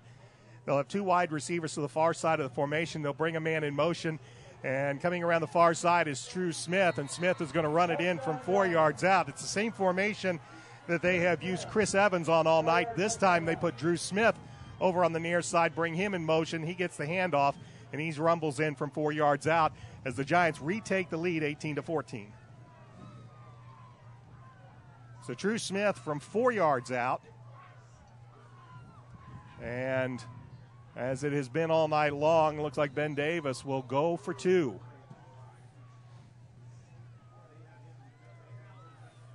So they will bring the play in from the sideline. This is the 3rd touchdown of the evening for the Giants, and each time they have gone for 2, and they have been unsuccessful twice. Kastner takes the stand, throws a little corner route, and it is inbounds. They will say the 2-point is good. Coming down with the football over there on the far sideline, I believe, was Brennan Gillis, the 6'6 wide receiver. He was matched up on Drew Shayatovich, and that's a bit of a mismatch, 6'6 against 5'11.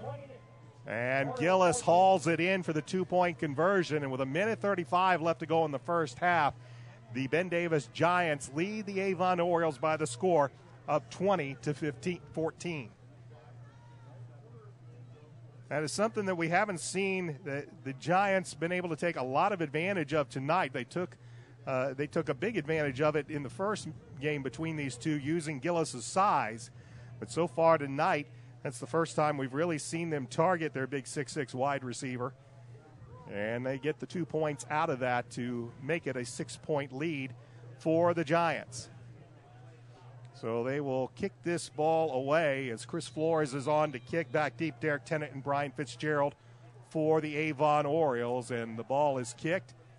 And coming to the near side is Derek Tennant, or to the far side is Derek Tennant, and he will run out of bounds at around the 29-yard line, and the Orioles will have it 1st and 10 with 1:31 left to go in this first half, trailing by 6 and the wind in their face.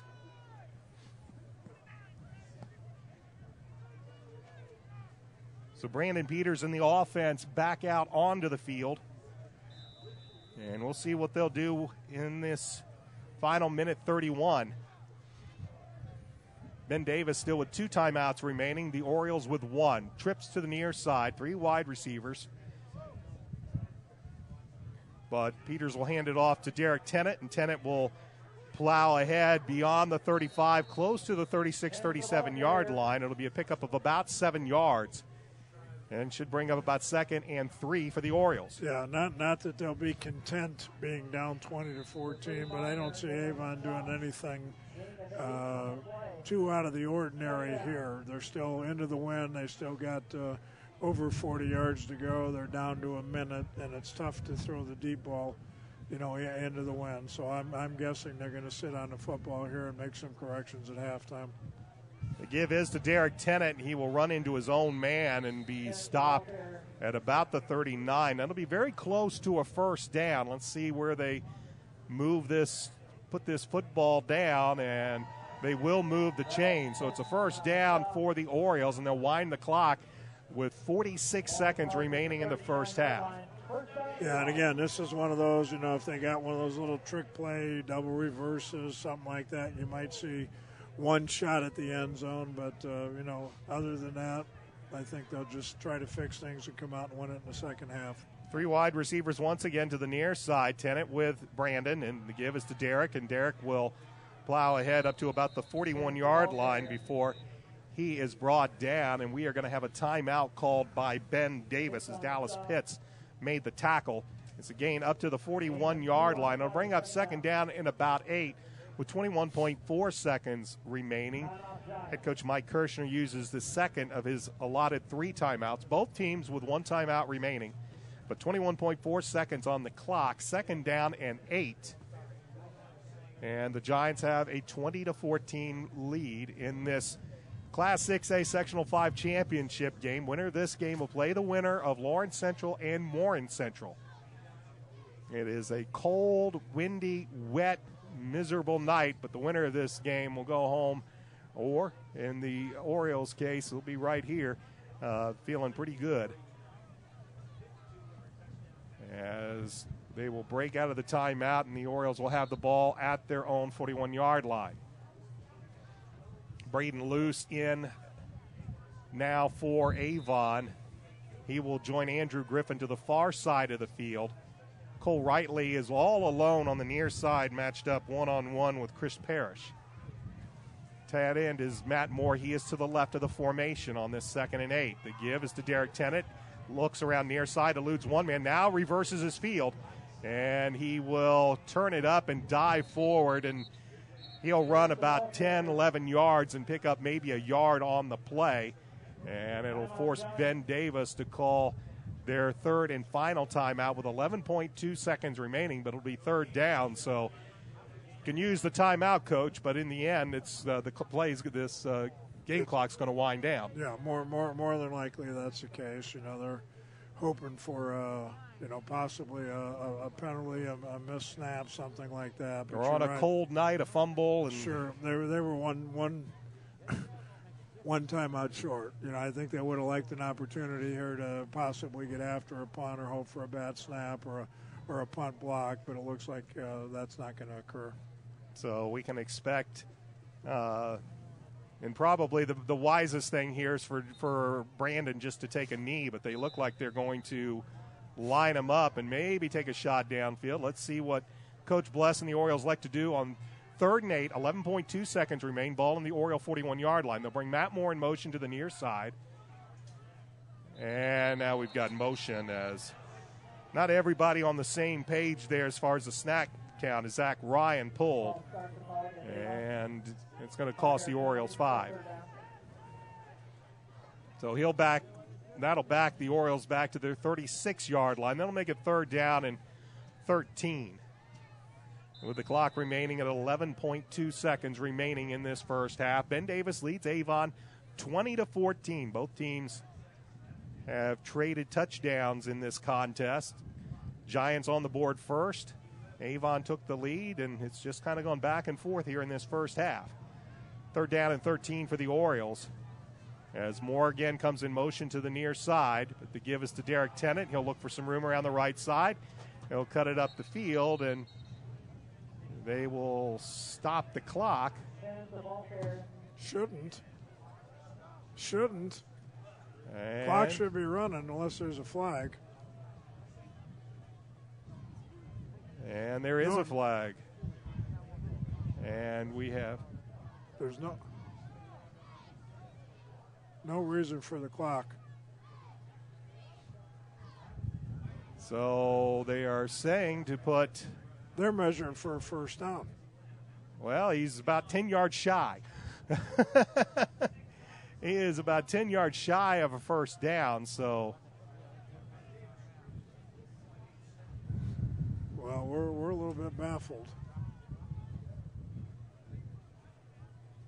And he puts a couple of seconds back on the clock, so either Ben Davis had an extra timeout that we didn't show.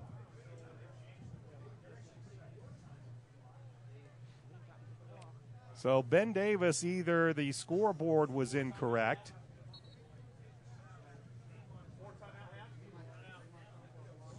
So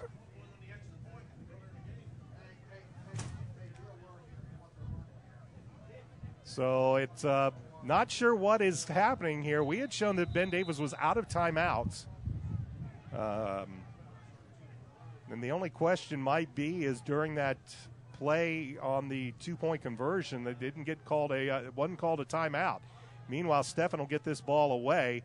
It will die right there, and that's where they will finally touch it down. But the clocks are going to read zeros, and that'll be the end of the first half of play. So final seconds end rather, well, strangely. Let's just put it that way. But the teams will head to the locker room, and the fourth-ranked Ben Davis Giants will lead the seventh-ranked Avon Orioles by the score of 20-14. We're going to take a timeout. Pace and Bills come back. We'll talk about what we saw in the first half, what else is happening tonight as the Orioles trail the Giants 20-14. This is Avon Oriole football on Audio Sports Online. Stop in any Brownsburg or Avon McDonald's and try one of their two $2 tasty specials, the jalapeno burger or the triple cheeseburger. McDonald's is a proud supporter of Avon and Brownsburg athletics and is proud to host the McDonald's Hendricks County Sports Show, taped Wednesday nights on location and aired Friday nights before football on 1610 AM XRB and XRBradio.com. McDonald's has two locations in Brownsburg and Avon. In Brownsburg, they are located at the corner of Main and Odell next to Marsh and just off Green Street next to I-74. In Avon, you can find them at the corner of 267 and 36 next to Kroger or on Rockville Road next to Meyer. Stop in either Brownsburg or Avon McDonald's for their $2 tasty specials, the jalapeno burger or the triple cheeseburger today.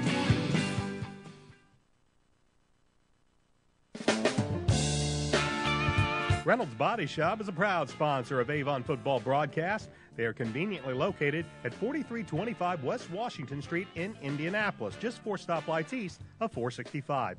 Their phone is 317-243-2372, and they are open Monday through Friday from 7:30 a.m. to 5 p.m. Reynolds has been family-owned and operated for 30 years, specializing in collision repair. Reynolds Body Shop is also an insurance work specialist. Learn more about them on the web at www.reynoldsbodyshop.com.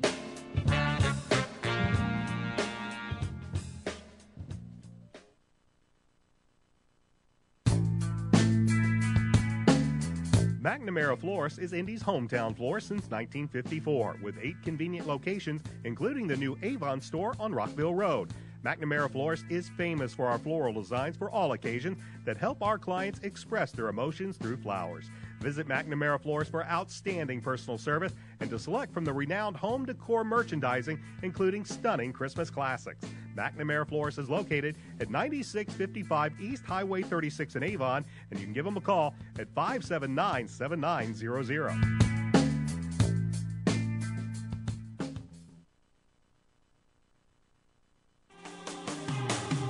Avon has a rich wrestling tradition, and now Red Cobra Wrestling is proud to be a part of it. Opening last November, Red Cobra Wrestling offers training sessions run by nationally known coach Chad Red. Red Cobra Wrestling is located at 9233 East Highway 36 in Avon, across the street from Walmart and behind Sidelines in the Red Brick Building. Red Cobra Wrestling offers sessions for all ages, including 3rd grade and under and 4th grade and up. Learn more about prices, class schedules, and information at redcobrawrestlingacademy.com. Brian Scott, Dave Shelburne back at Hendricks Regional Health Stadium at Avon High School. The 7th-ranked Avon Orioles trail the 4th-ranked Ben Davis Giants by the score of 20-14. Halftime here, Class 6A Sectional 5 championship game. Winner of this game will advance to take on the winner of Lawrence Central and Warren Central, taking place tonight at Warren Central. As we take a look at some of the action from last week involving Hoosier Crossroads Conference teams, last week we saw Noblesville. They gave Carmel a game for about a half before the Greyhounds eventually turned it on and won that game 28-6. The Greyhounds tonight, they're going to face another Hoosier Crossroads Conference team as the Greyhounds are taking on Fishers in the sectional championship game. Fishers defeated Hamilton Southeastern last week 21-0, and of course the Orioles defeated Brownsburg 41-10. So sectional action taking place involving HCC teams this week. As I mentioned, Fishers is at Carmel. Of course, the Giants are here taking on the Orioles. One of the more interesting sectional matchups takes place tonight at McCutcheon. McCutcheon is undefeated on the season, and they're going to take on a former Hoosier Crossroads Conference rival when they host the Westfield Shamrocks. As a matter of fact, if you take a look at that sectional, it's a very interesting sectional. You have McCutcheon hosting Westfield, and Harrison, who has been a surprise team this year after losing 38 straight before winning at Logansport in Week 3, they are hosting Kokomo. So a very interesting sectional there in Class 5A. And Zionsville, they were one of the teams in 5A. They had the bye last week along with Decatur Central. They are taking on each other as the Decatur Central Hawks and Tommy Stevens are hosting the Zionsville Eagles tonight. So a lot of great sectional action involving Hoosier Crossroads Conference teams. But all eyes right here and right now at Hendricks Regional Health Stadium, where the Avon Orioles trail the Ben Davis Giants by the score of 20-14. Both these teams have had the lead, and both these teams have given it up. It was Ben Davis getting on the board first in the first quarter. Chris Evans on the receiving end on a 49-yard end around. He took it into the end zone. The 2-point conversion was no good, but Ben Davis had a 6-0 lead. The Orioles would strike back late in the first quarter as Derek Tennant ran it in from 16 yards out. Alex Steffen's point after was good, and the Orioles had their first lead as they led 7-6. But that would last until about early in the second quarter. Kyle Kastner hit Rashawn Bond on a 48-yard touchdown pass as Bond caught it about 15 yards deep, did the rest himself. Once again, it was the Giants electing to go for two. Once again, the Orioles stuffed it out, but the Giants held the lead 12-7.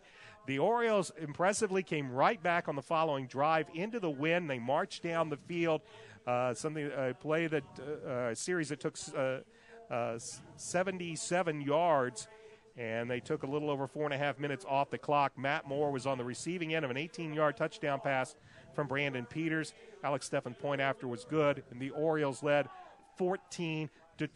But the Giants had another chance and then capitalized on it. True Smith ran it in from 4 yards out. The 2-point conversion this time was successful as Kastner hit Brennan Gillis in the corner, and that's where we stand here at halftime with the Ben Davis Giants leading the Avon Orioles by the score of 20-14. Coach, we take a look at the first half. We can take a look at some things the Orioles did and say they did some good things. They gave up some big plays, and pretty much we've seen both teams, depending on the win, have totally different philosophies on how they wanted to work with the wind. Well, the weather is certainly a factor. I mean, both these teams have wide open offenses, and we've seen bits and pieces of that here tonight. But I think really, if you look at the first half, Avon's defense did a decent job most of the half, and we talked before the game about the inability and the fact that you have to stop the big plays, and Avon gave up 2 of them. And I'd say for the most part, 90% of the plays defensively, they played pretty well, but those two big plays, just killed them and ended up, putting Ben Davis back ahead here at the end of the half. For the most part, I think Avon probably isn't displeased with the way they played the first half. It was a little difficult throwing the football, and Brandon Peters is a big part of the offense, but Derek Tennant's an outstanding running back, and the offensive line for the most part has done their job. But at halftime they're going to have to come up with a little answer.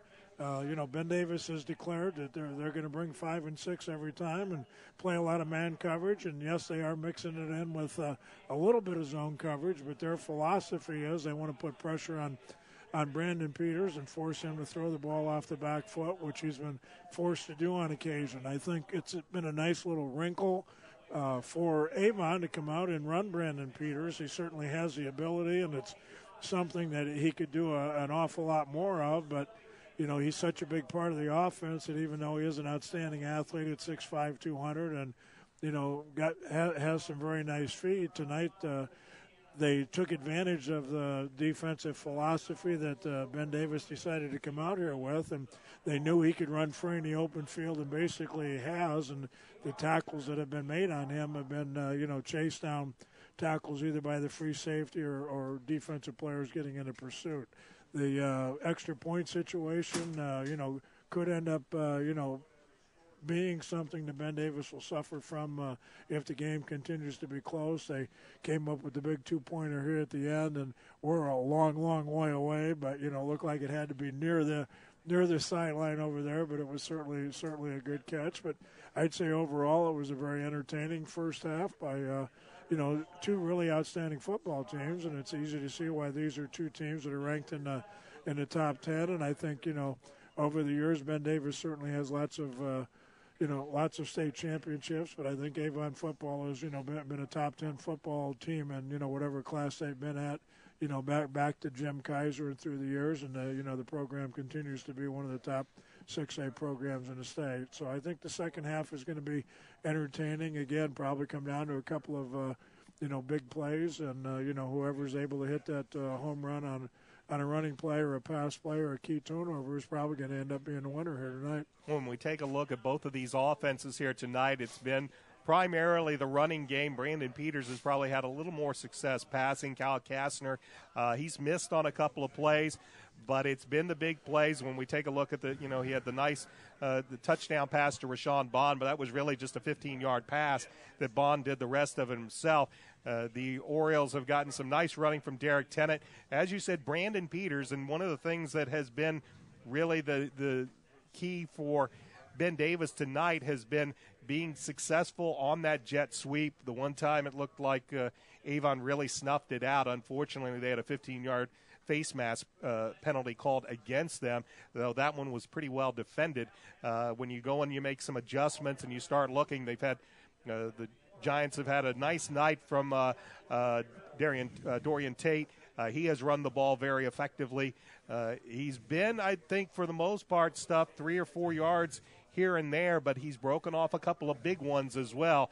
Is it just a matter that you go back and you say, just keep on keeping on and try to limit these guys and make some and just say, just keep everything in front of you and try to do your best to get to the ball? You just want to slow them down. Teams like Avon and Ben Davis are going to score, but you want to make them earn it. Let them stay on schedule like I talked. Let them, get that 5-6 yards on first down. But it's the penalties that put you behind schedule and the big plays that that just break your back, and that's really the key for both defenses. Is a first down or two doesn't kill you. Even a drive, 50-60 yard drive doesn't kill you. It's that.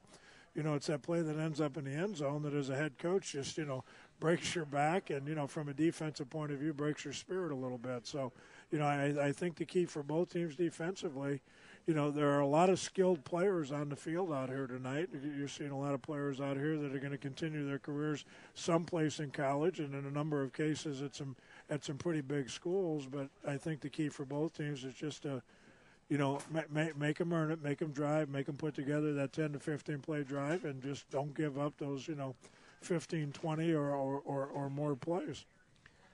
It's halftime at Hendricks Regional Health Stadium. We expect to see both teams back on the field here shortly. We're going to take a timeout, and then we'll have second half action. The Orioles trail the Giants 20-14. You're watching Avon Oriole football on Audio Sports Online. Stop in any Brownsburg or Avon McDonald's and try one of their two $2 tasty specials, the jalapeno burger or the triple cheeseburger. McDonald's is a proud supporter of Avon and Brownsburg athletics and is proud to host the McDonald's Hendricks County Sports Show, taped Wednesday nights on location and aired Friday nights before football on 1610 AM XRB and XRBradio.com. McDonald's has two locations in Brownsburg and Avon. In Brownsburg, they are located at the corner of Main and Odell next to Marsh and just off Green Street next to I-74. In Avon, you can find them at the corner of 267 and 36 next to Kroger or on Rockville Road next to Meyer. Stop in either Brownsburg or Avon McDonald's for their $2 tasty specials, the jalapeno burger or the triple cheeseburger today.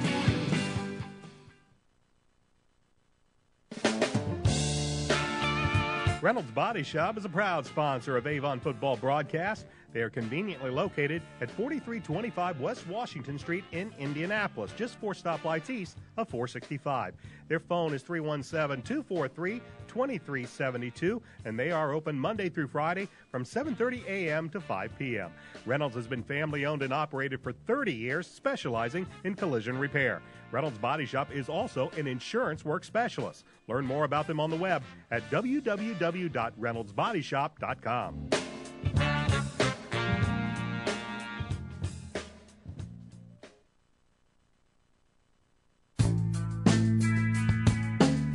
McNamara Florist is Indy's hometown florist since 1954, with 8 convenient locations, including the new Avon store on Rockville Road. McNamara Florist is famous for our floral designs for all occasions that help our clients express their emotions through flowers. Visit McNamara Florist for outstanding personal service and to select from the renowned home decor merchandising, including stunning Christmas classics. McNamara Florist is located at 9655 East Highway 36 in Avon, and you can give them a call at 579-7900.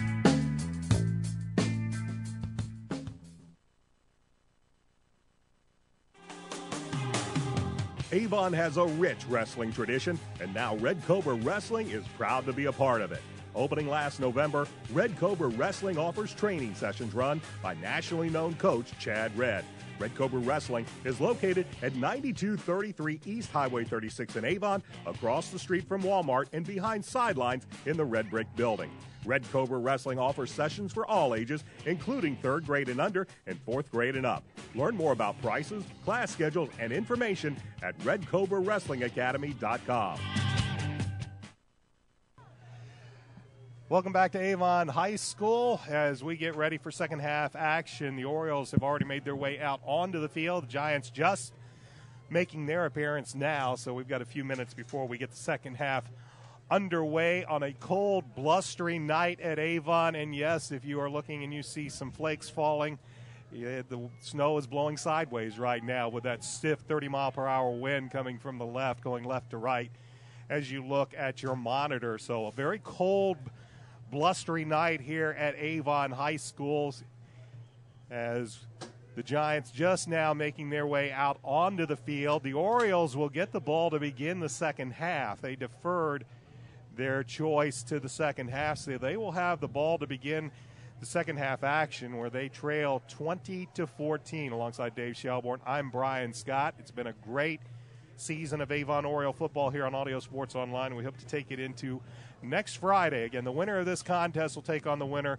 of Lawrence Central and Warren Central. That game taking place at Warren Central tonight. Already starting to look. Carmel is taking on Fishers in that game. That they're evidently just running the heck out of the football, because we just saw a score for that it was 14-7 Carmel with only 3 minutes left to go in the third quarter. So that game is moving right along. And this game actually probably moving at a little slower pace than we thought it might have in the first half. As we hit about the 8:30 mark here in central Indiana. Again, a very cold, blustery night, and if anything, the wind has picked up even greater. We're seeing people really having to fight with their umbrellas as we watch the snow just go from left to right in the light stanchions. Yeah, you can see the flags on the other side of the field, and they're look like they're getting ready to blow off their flagpoles.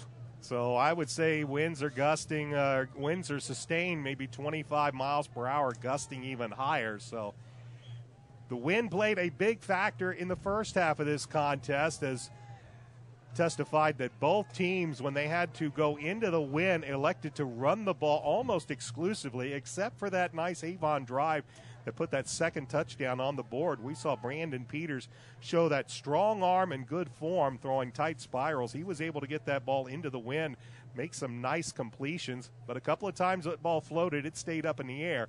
So both teams have shown that when they're going into the wind, they're content to really just sit on the ball and run it as much as possible, especially when you take a look at head coach Mike Kirshner's Ben Davis Giants. They've almost exclusively run the ball into the wind, and then when they get the wind behind them, they start airing it out a little bit more. So we're about ready for the second half, as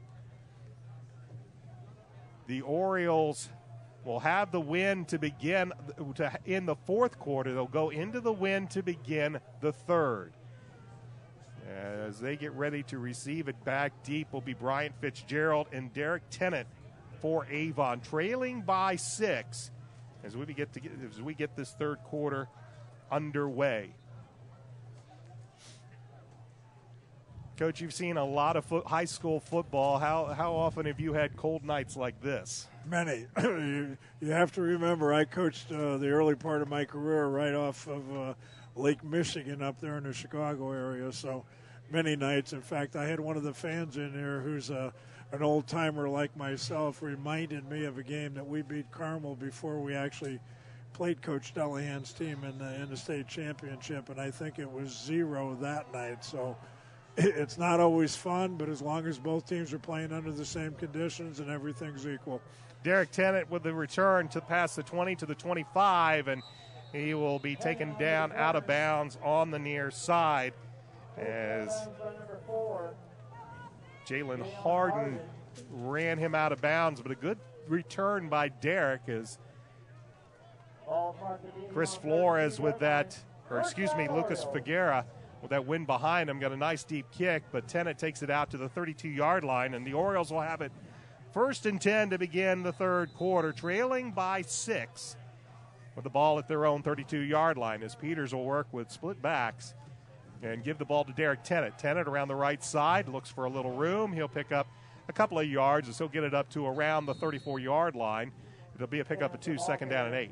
Yeah, they're in their two-back offense here also to start the quarter. And, again, it's not 100%, but that's a little bit more of a running formation than Avon than when they're in their 3 wide receiver set.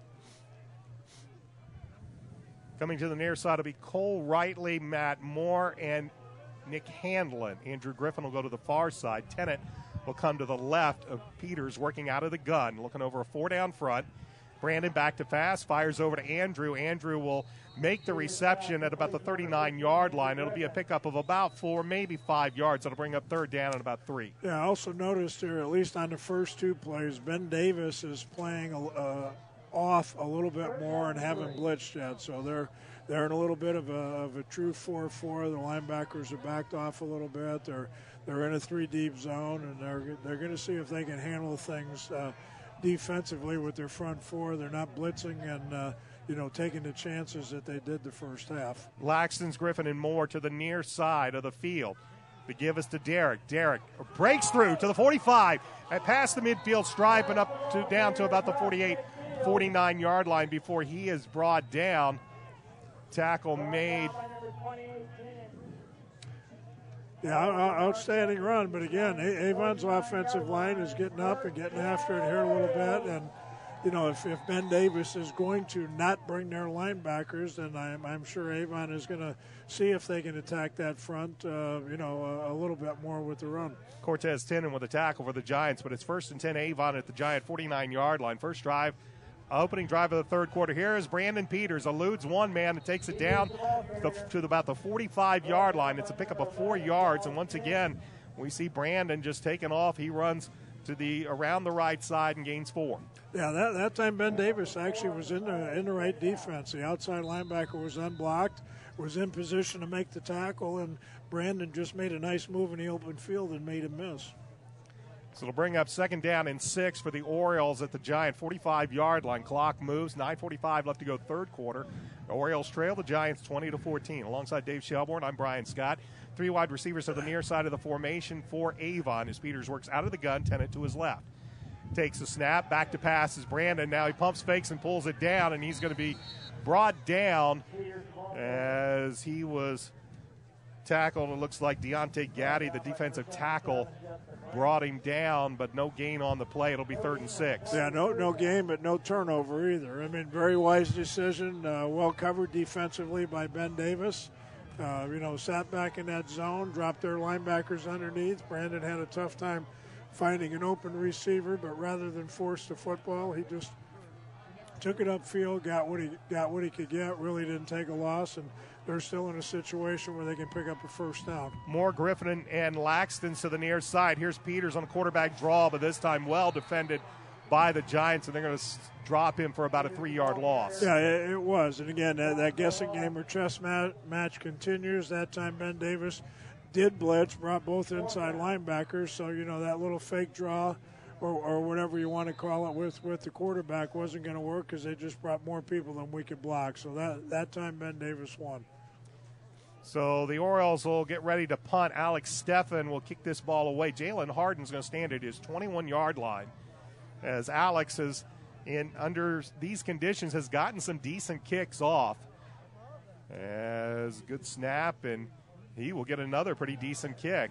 Harden's going to let this one bounce, and it will be picked up by Brian Fitzgerald at the 26-yard line of Ben Davis. So. Yeah, well, the snaps continue to be outstanding. Nick Hibbert does a great job, and, that's kind of an unsung position again. But, on a night like this, when it affects the throwing, it also affects the punting and the snapping. And, at this point, that certainly hasn't been a problem for Avon. So now Kyle Kastner will bring the offense onto the field up by 6 as there is 8 minutes and 5 seconds left to go in this third quarter. Giants have the wind at their backs here in this third quarter.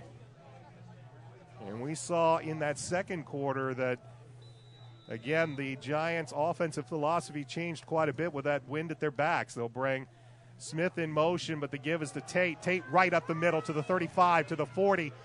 Cuts it to the near side, and he's finally going to be brought down from behind by Andrew Griffin, but not before Tate picks up about 30 yards on the play to the Oriole 47-yard line. Yeah, nice little trap play, that Avon ran successfully the first half. Ben Davis came back with it, and it worked very well. Bond in motion, but the give is to Chris Evans, and Evans is going to be brought down, but another penalty flag. And I believe Joe Belden once again. Belden made the tackle behind the line of scrimmage, but also the penalty flag came flying in. And they're going to get another face mask penalty against the Oriole defensive end.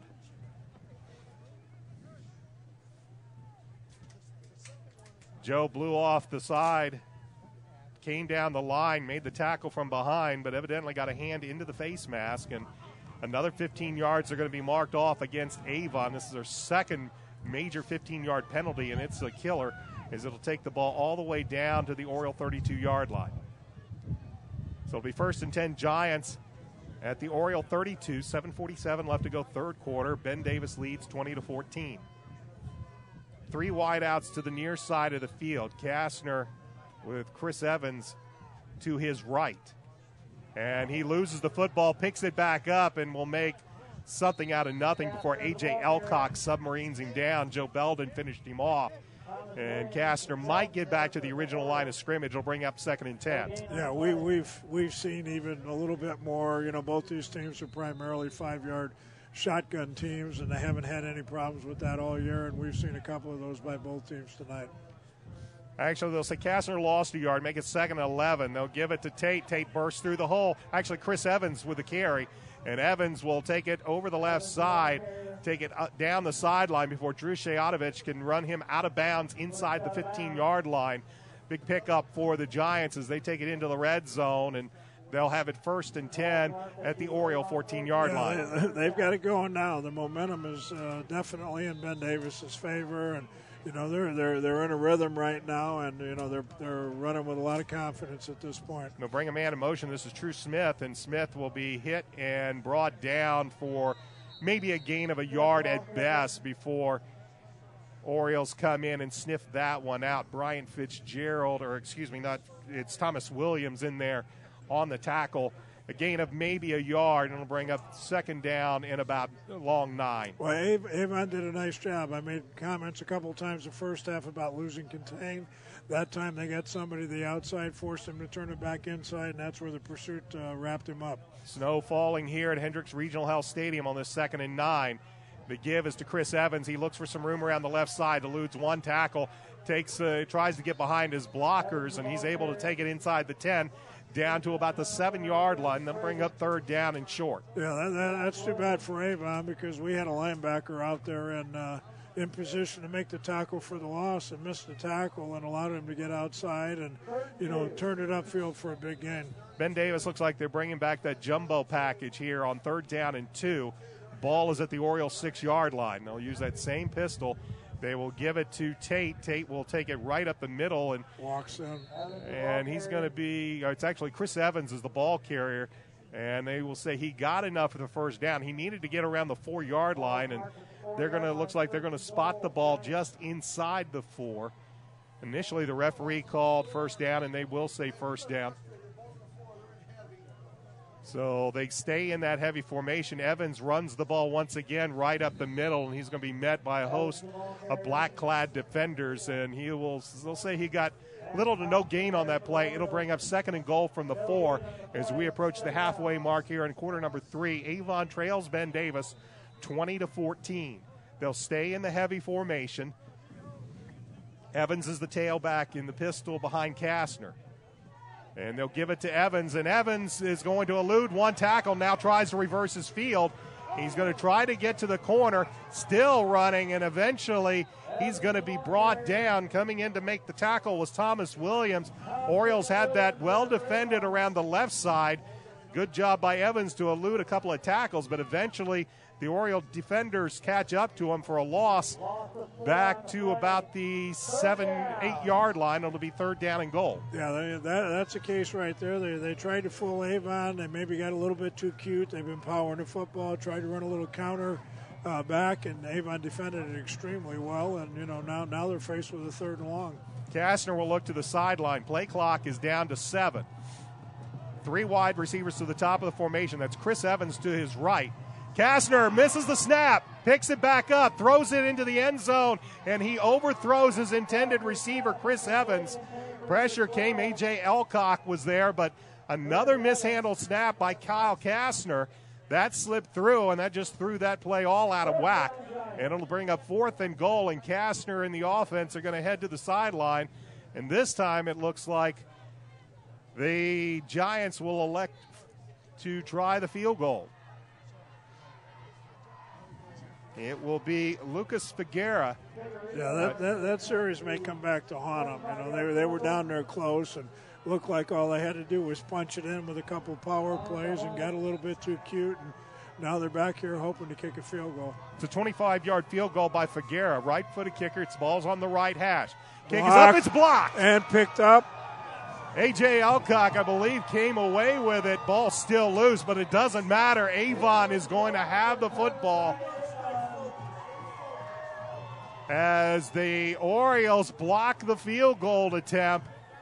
And the Avon Orioles look like they will have the ball 1st and 10.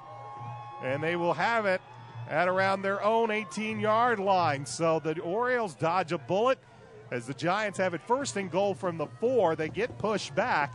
And now the Orioles block the kick, the field goal attempt, and they'll have it 1st and 10 from their own 18-yard line. Yeah, great defensive stand by Avon, obviously helped by a couple of miscues by Ben Davis, but, defensively you kind of hope for that to help your side.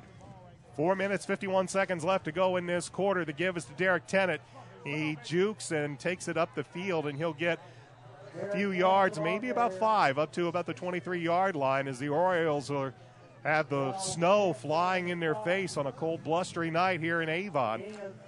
Yeah, and right now they're doing something you don't see very often against Avon. They're almost daring them to throw. I mean, they're in a 4-4 defense, but they've basically got 7 people, playing in there from pretty close to tackle, and they're trying to play pass with 4. So they're playing the run. They're giving them plenty of room to throw the football. 3 wideouts to the top of the formation, but it gives to Derek Tennant. Little stutter step. He takes it beyond the 30 to about the 34-yard line. It's going to be a pickup of 10 yards for Tennant and a first down for the Avon Orioles. Ball squirts loose, but play already ruled dead, and Avon will move the chains and have the ball first and 10 at their own 34.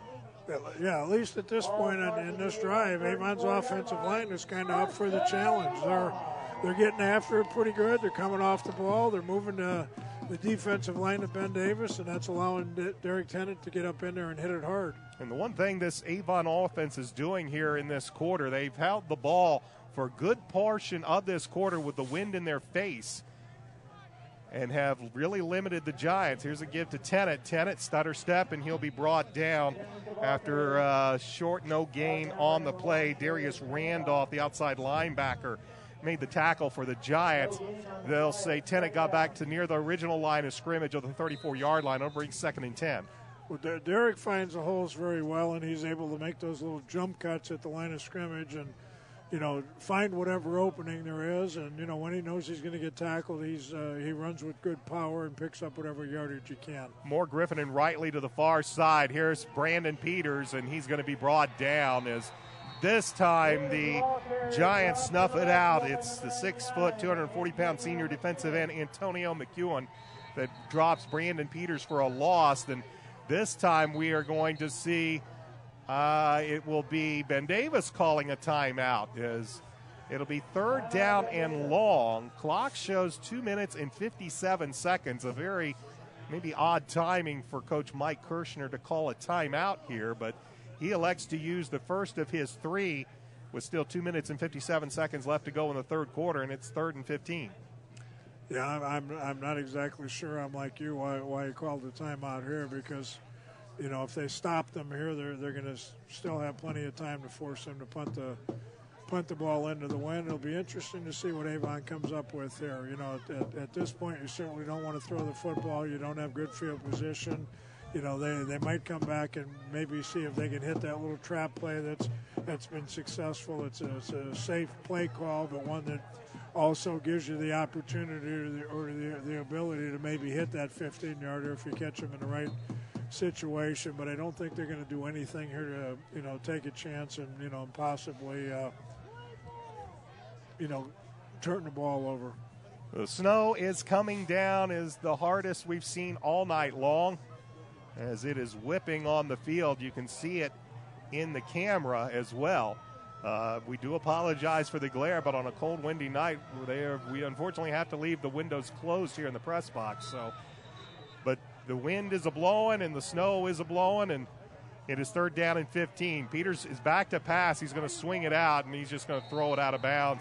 He was looking for Derek Tennant on the far side. Antonio McEwen had followed Tennant out into the flat. The pass is incomplete, and now it'll bring up 4th down. So the Giants spend a timeout. They only give up maybe 4 seconds on the clock, but they may want that timeout back at some point. We will see. Yeah, I think Ben Davis fooled them a little bit. They came out in a different defensive scheme. They came out in a 2-deep zone with 2 free safeties and brought a couple of their corners up on the line of scrimmage. And I think Avon was anticipating that they could get Derek out on the corner, but there was somebody sitting there, and Brandon wisely threw it away.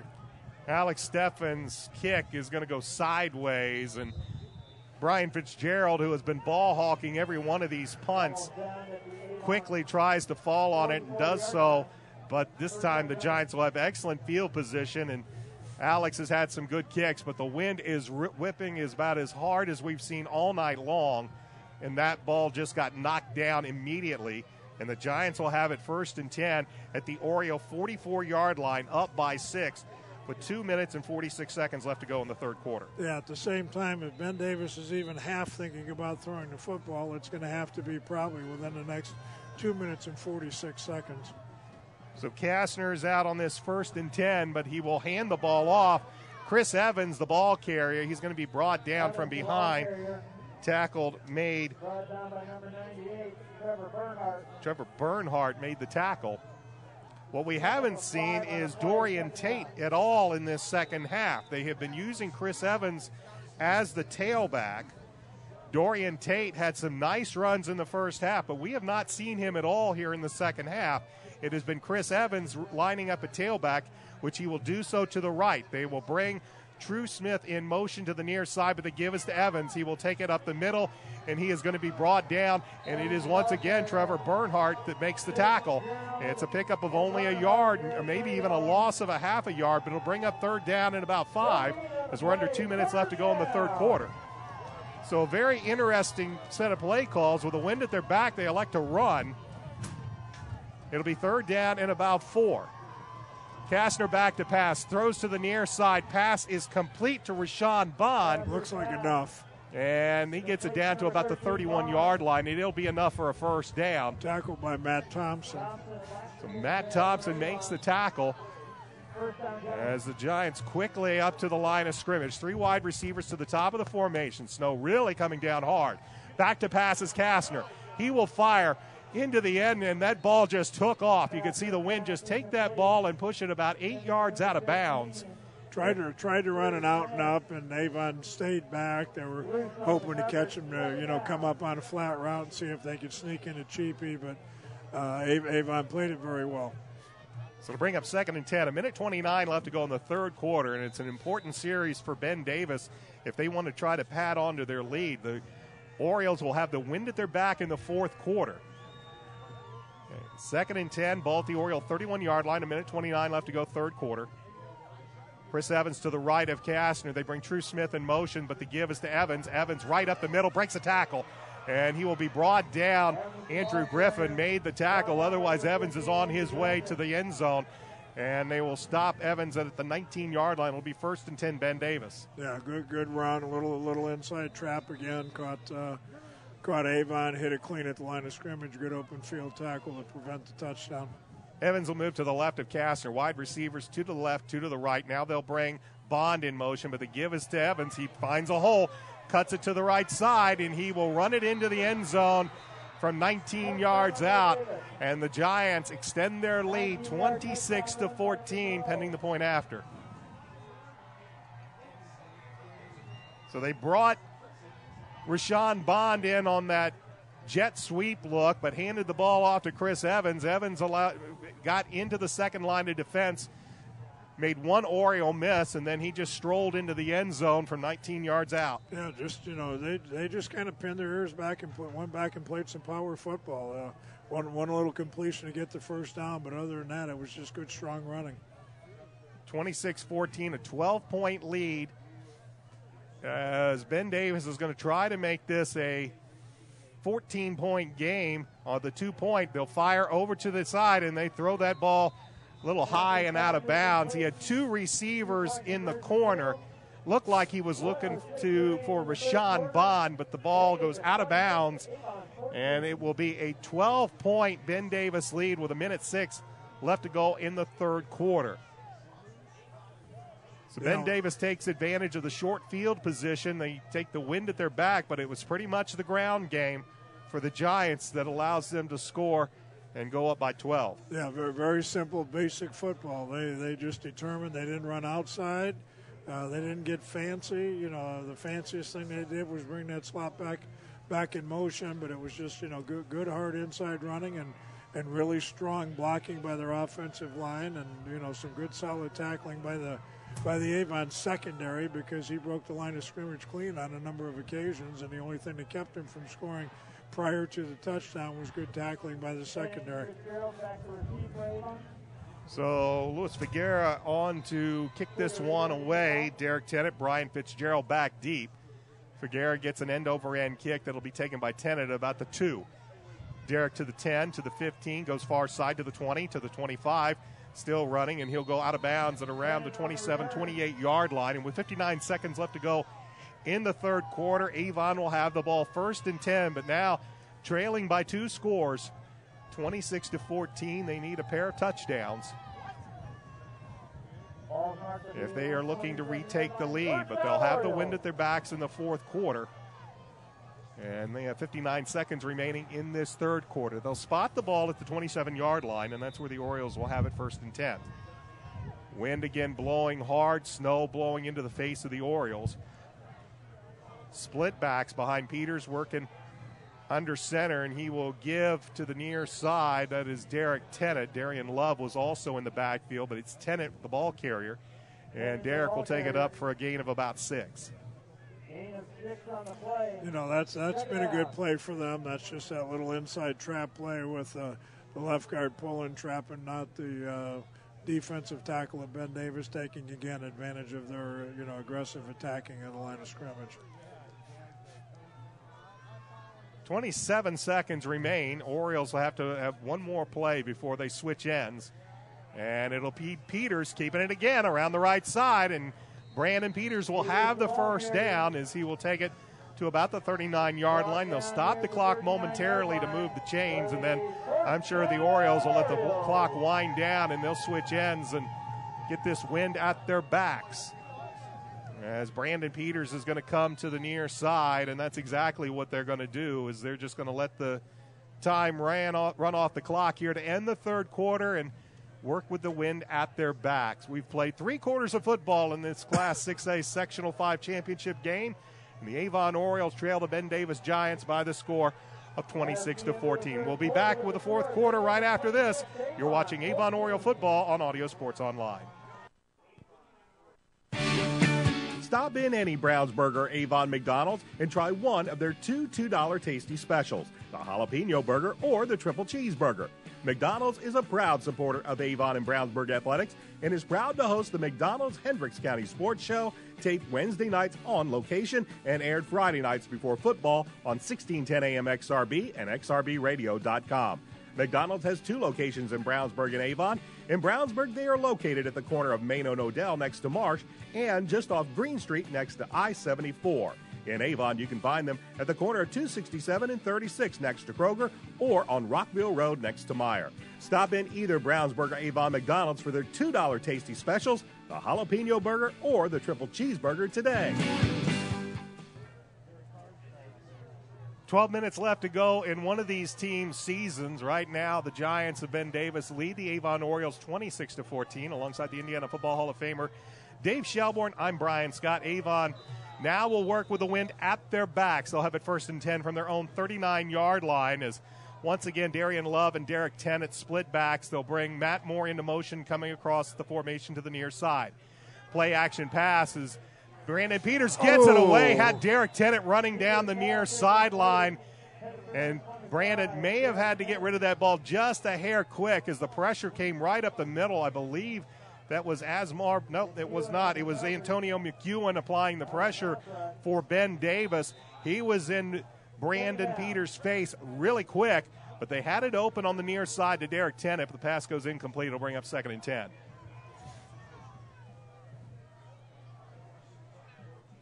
Orioles, a little confusion. It looks like they're going to have to call a timeout as they evidently didn't have the right play or right personnel.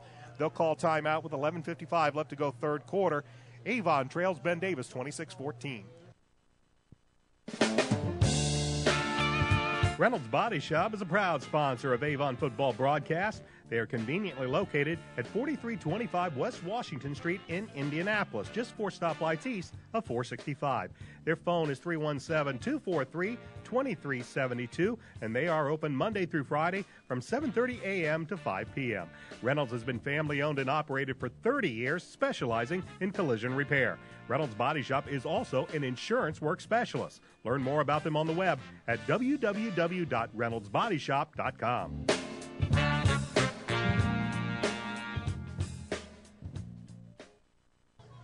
Orioles forced to burn the first of their 3 timeouts. A little confusion getting the play in from the sideline, and both teams now with 2 timeouts remaining as Avon will have a 2nd and 10 from their own 39-yard line. 2 wide receivers at the top of the formation. Peters will work out of the gun.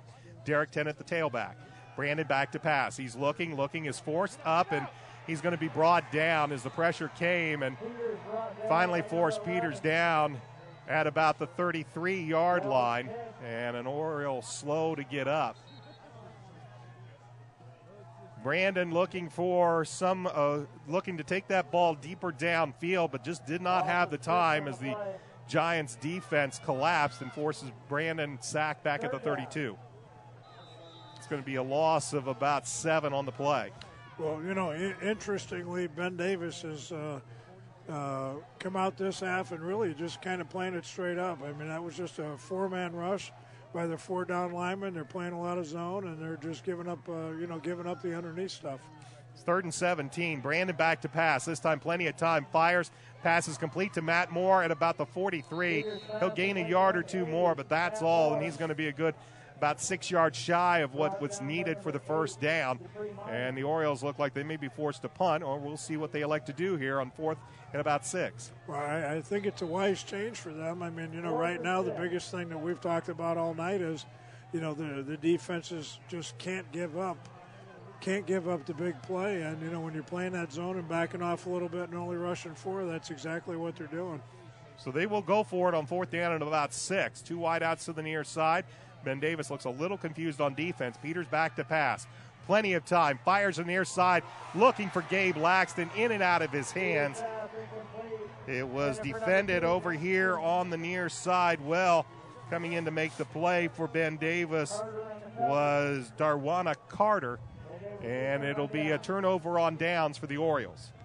Yeah, gutsy call, but obviously one that, Coach Bless felt he needed to make it at this time of the game. They're down 2 scores. There is 10 minutes to go, but Ben Davis's offense has been moving the football, and I guess he felt that it was worthwhile to take that chance. Unfortunately, Avon didn't convert. Now Ben Davis has field position here on the 43-yard line. Ball's at the 43-yard line. Now the Giants working into a win.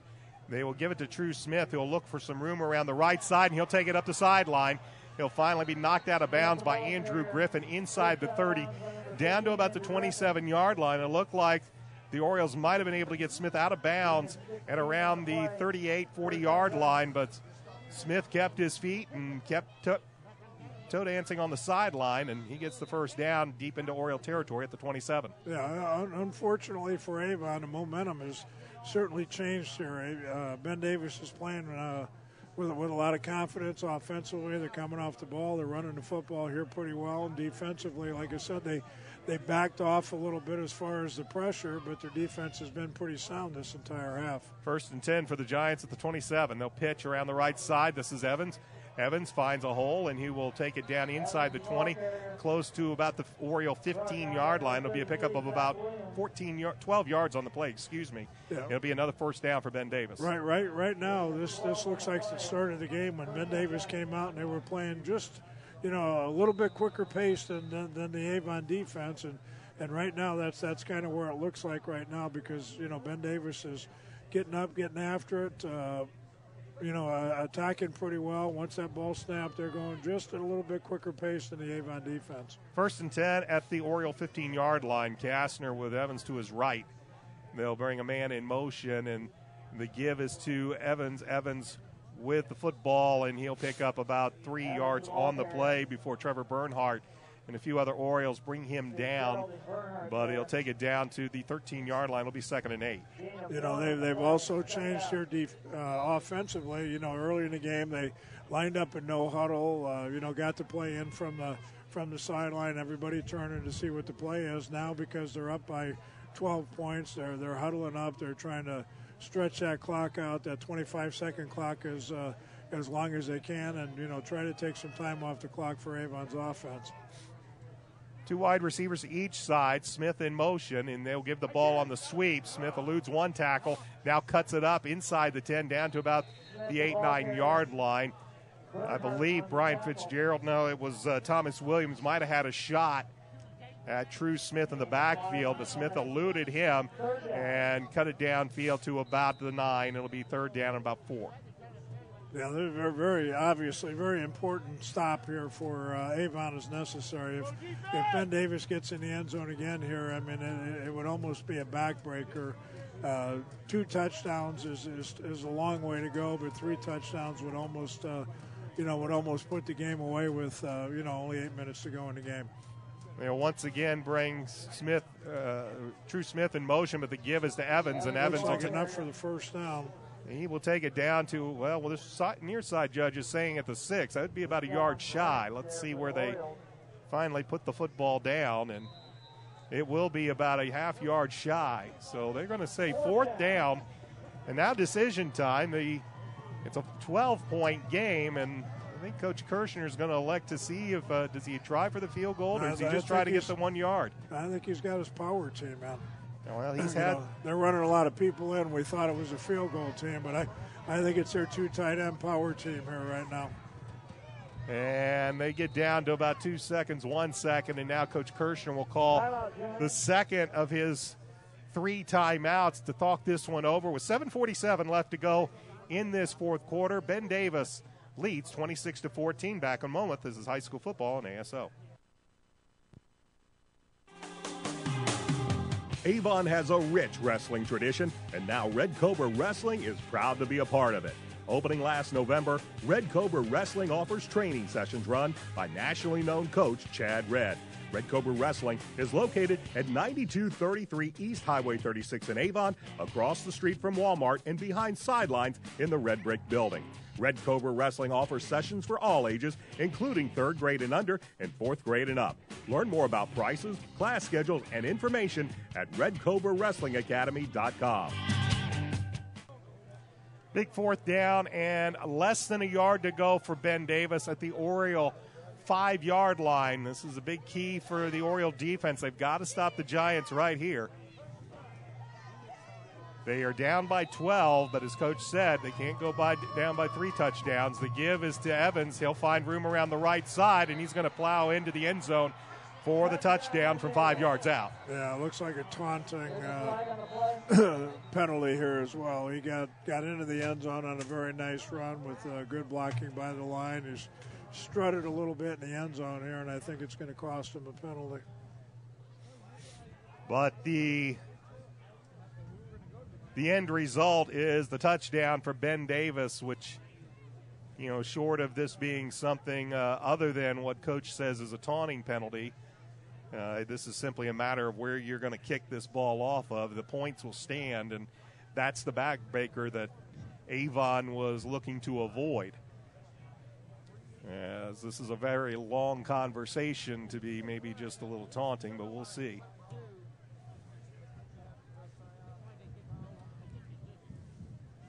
Touchdown is good. It's a dead ball, unsportsmanlike conduct against Avon. Okay, No. I was going to say. So the unsportsmanlike conduct does go against Ben Davis, but the most important part is that the touchdown is good, and that'll make it 32-14.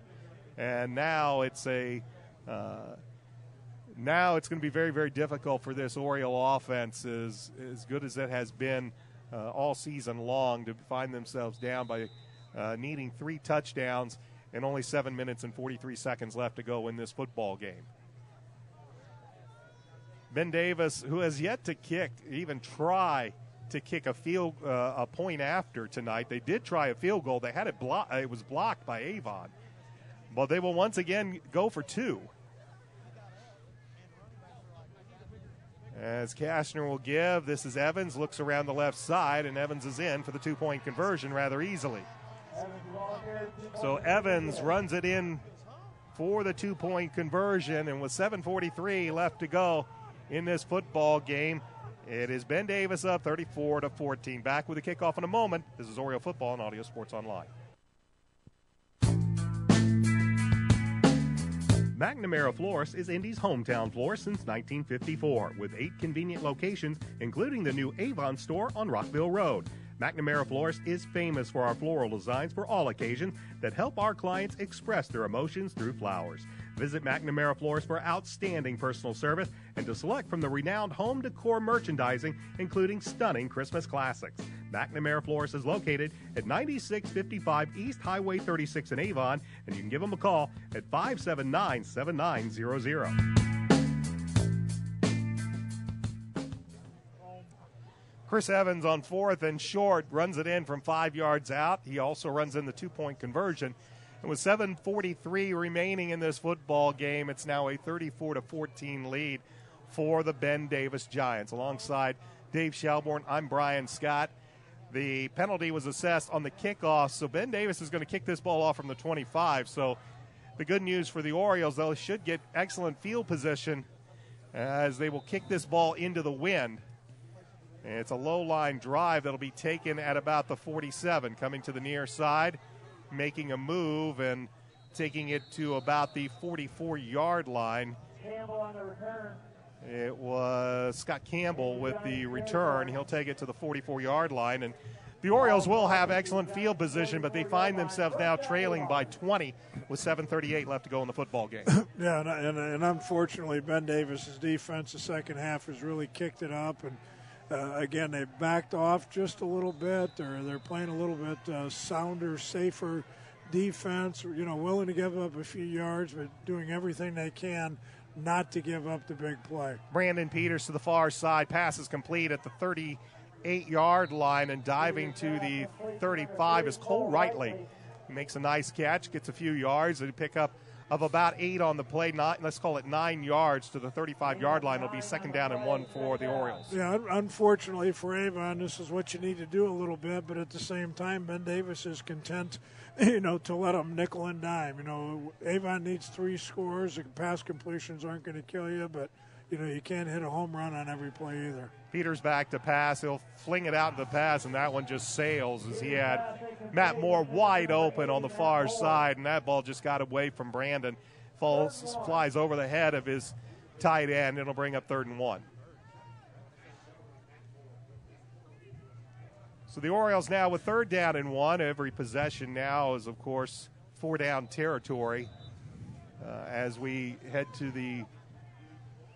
Yeah, we need to get in a situation here, and I've talked about it on other occasions. We need to hit a guy coming inside, on the run where he can catch the ball and run for something rather than running the down and outs and the hooks and curls. We need to catch somebody on the fly.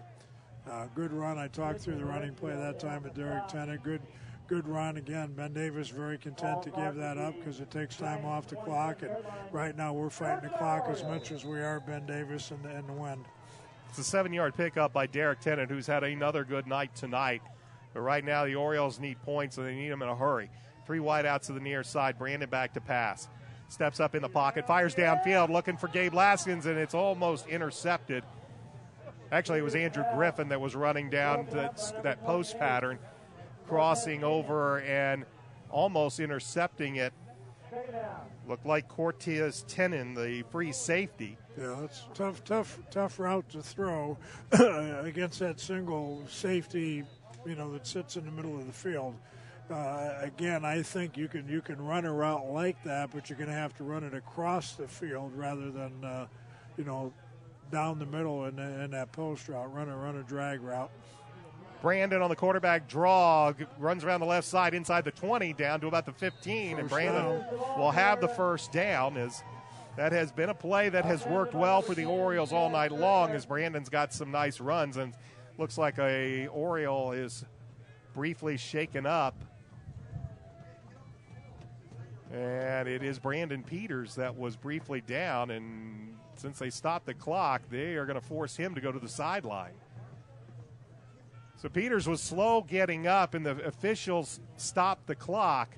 That means Brandon has to come out for a play, which means Aaron Youngs is going to have to come into the contest. Mark Bless looking for the official, for the referee's explanation, and the referee says it was my time, therefore he has to come out. So Aaron Youngs is going to have to take at least 1 snap here with the clock at 6:55 left to go and moving. Avon down 34-14. 1st and 10 for the Orioles at their own 15-yard line. Aaron Youngs, the 5'10", 160-pound senior quarterback, in for this play. And he will likely hand the ball off to Derek Tennant. Giants show blitz. They do give it to Tennant. Tennant makes one man miss, makes another cut, and he's going to be forced out of bounds, and they will stop the clock. Derek will get it inside the 10 to about the 7-yard line. Excellent run. I mean, we ran that play right into a double middle linebacker blitz, and Derek hit it so quickly, ran right by him. So, you know, good play for Youngs. Didn't hurt us at all. Almost got us a first down. We've got to score here in a hurry and get that ball back as soon as we can. Brandon Peters right back into the game now. Had to sit out one play. He's back in on this 2nd down and 2. Clock shows 6:33. Slow snap. Brandon will throw it up. Penalty flag comes in as flags come all over the place. Yeah. He was looking for Andrew Griffin over there on the far side. I believe Cortez Tinnan once again in coverage for the Giants. And Tinnan, who is 5'8", trying to go up against 6-foot Andrew Griffin. A little bit too much body on body there, and they'll throw the flag against the Giants defender. Yeah, he had no idea where the ball was or that it was a pass. He didn't have his eyes on the quarterback at all, and you know it was a pretty obvious call. So it'll be half the distance to the goal for Avon once they mark this penalty off. And the Orioles will have it 1st and goal inside the 5-yard line. So 1st and goal for the Orioles at the 3. Clock shows 6:29. Still remains in this football game. Avon trails by 20. The give is to Tennant. Tennant dances, dives for the end zone. They'll mark him shy of the goal line by about maybe a half a yard. It'll bring up 2nd and goal. Orioles will need to get to the line of scrimmage in a hurry. They can't afford to let this clock bleed any further. But they are going to huddle up on this 2nd and goal from inside the 1-yard line. Clock will reach about the 6-minute mark when they snap the ball. Wide receivers to the left, one to the right. Peters will keep it himself. And no signal. And now Giants came away with a football. They're still running, and there's a whistle. He looked like he scored. It should be a touchdown. We've got 3 officials standing around looking at one another. He crossed. He crossed the goal line. And still no signal. He crossed the goal line. Should be a touchdown. Well, in this cold temperatures, I guess sometimes the brains freeze up on him. All he has to do is break the plane. He looked like he easily broke the plane. Well, if nothing else, then forward progress has to be stopped, and that's what they're going to call. They're going to say Peters' forward progress was stopped. I think that's a compromise call myself. Shy of the goal line and before he lost the football. So it'll be 3rd and goal inside the 1 once again, but the clock now moving once again. 5:40 and counting left to go in the football game, and the Orioles are going to break the huddle. Peters tried to go on the quarterback sneak. We'll see if he does it again. He will. He'll go the left side, and this time still no signal. And now they'll signal the touchdown. The line judge, came running in from the side and finally signaled. Didn't make a signal. So the touchdown is a 1-yarder from Brandon Peters. And they will go ahead and kick the extra point. Alex Stephanon, Winded is back.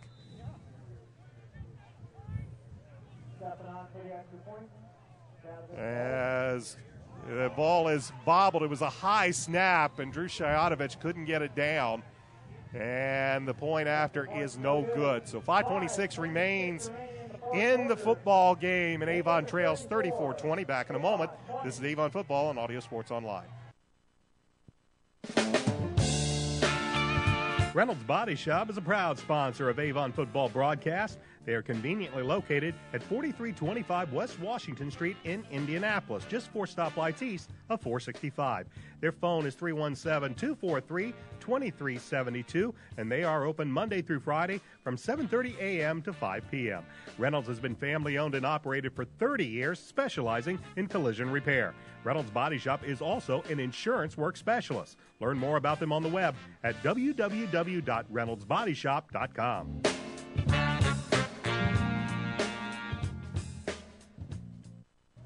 Brandon Peters scores from 1 yard out. The extra point is no good, so Avon trails by 2 touchdowns by 14, 34-20. 5:26 remains in the football game, and now will come the onside kick. Avon needs 2 touchdowns, and they need them in a hurry. As Ben Davis will bring everybody, their hands team, up to the near side. As Alex Steffen gets ready to kick this ball. Gabe Laxton's is holding. And he will kick it and kick it hard, trying to get it to knuckle into the air, but maybe hit a little too hard. Ball is going to be recovered. Covering it for Ben Davis was, I believe, Jordan Wilkerson.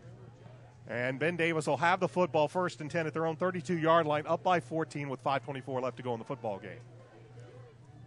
So Avon tried to get the onside kick, but that ball just kind of hung right to the turf and didn't knuckle up, hopefully where an Oriole could get it. And now Ben Davis has the football at their own 32-yard line. Yeah, if they're to have a chance, Avon needs a 3 and out here and a quick score. So they're going to have to get after it here a little bit. I'm sure Ben Davis is just going to try and sit on the ball and run.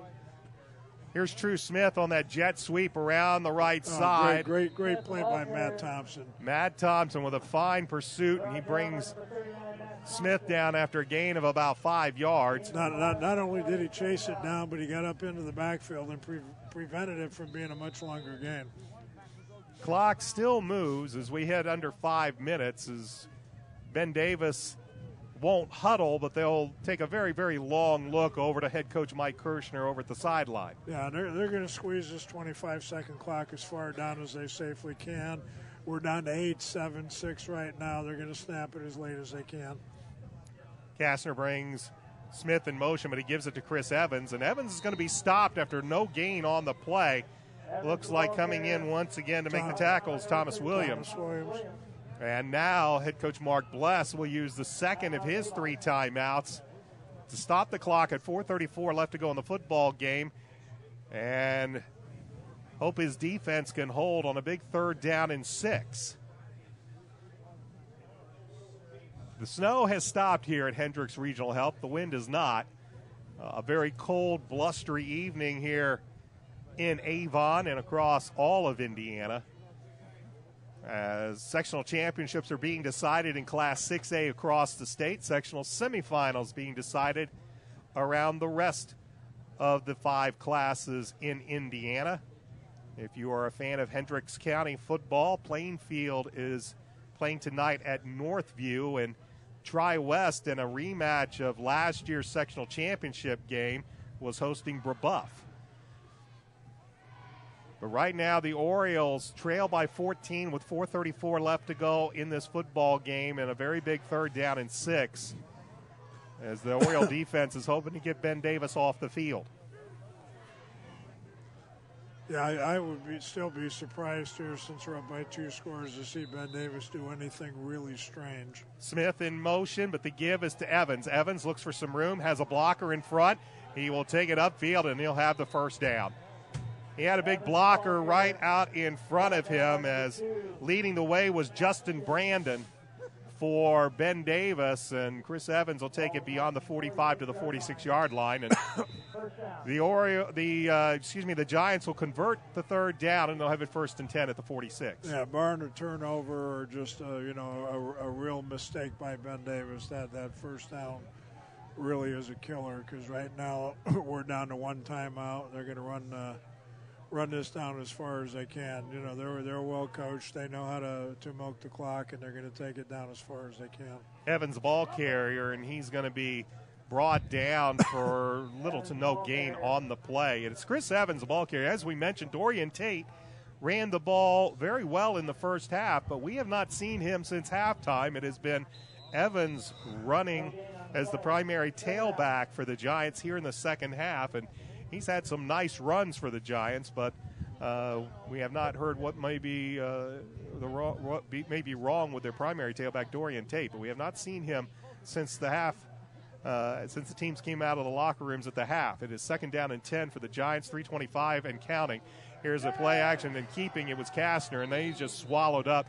Joe Belden this time took Kastner down, and Joe looks like he might have either had a little wind knocked out of him or got a little bruised up. Yeah, but Avon will call their third and final timeout. We'll take a timeout as well. 3:16 left to go in the football game. Avon trails by 14. Back in a moment. This is high school football and Audio Sports Online.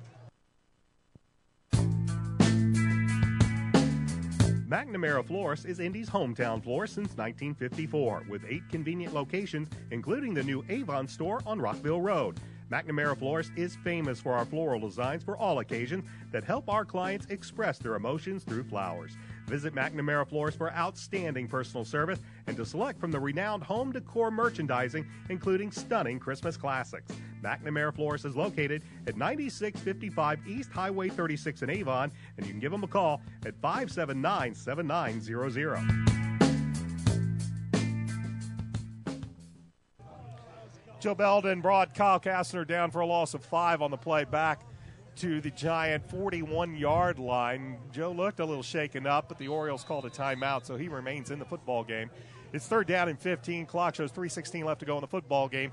Ben Davis leads Avon 34-20. Alongside Dave Shelbourne, I'm Brian Scott. They'll bring True Smith in motion. They'll give him on the sweep.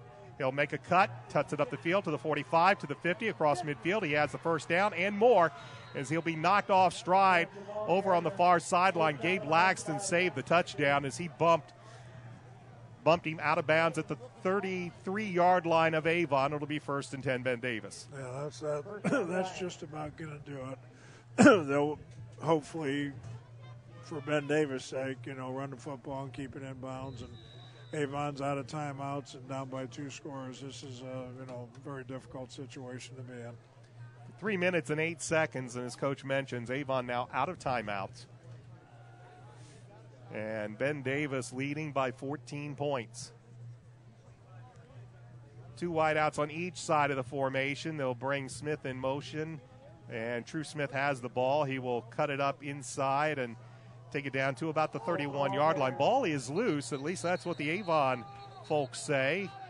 And now time is called as they unpile, and let's see what to say. Brian Fitzgerald was looking at it. Don't see a whole lot of Avon players jumping up and down at the moment. They're all trying to help the officials, I think.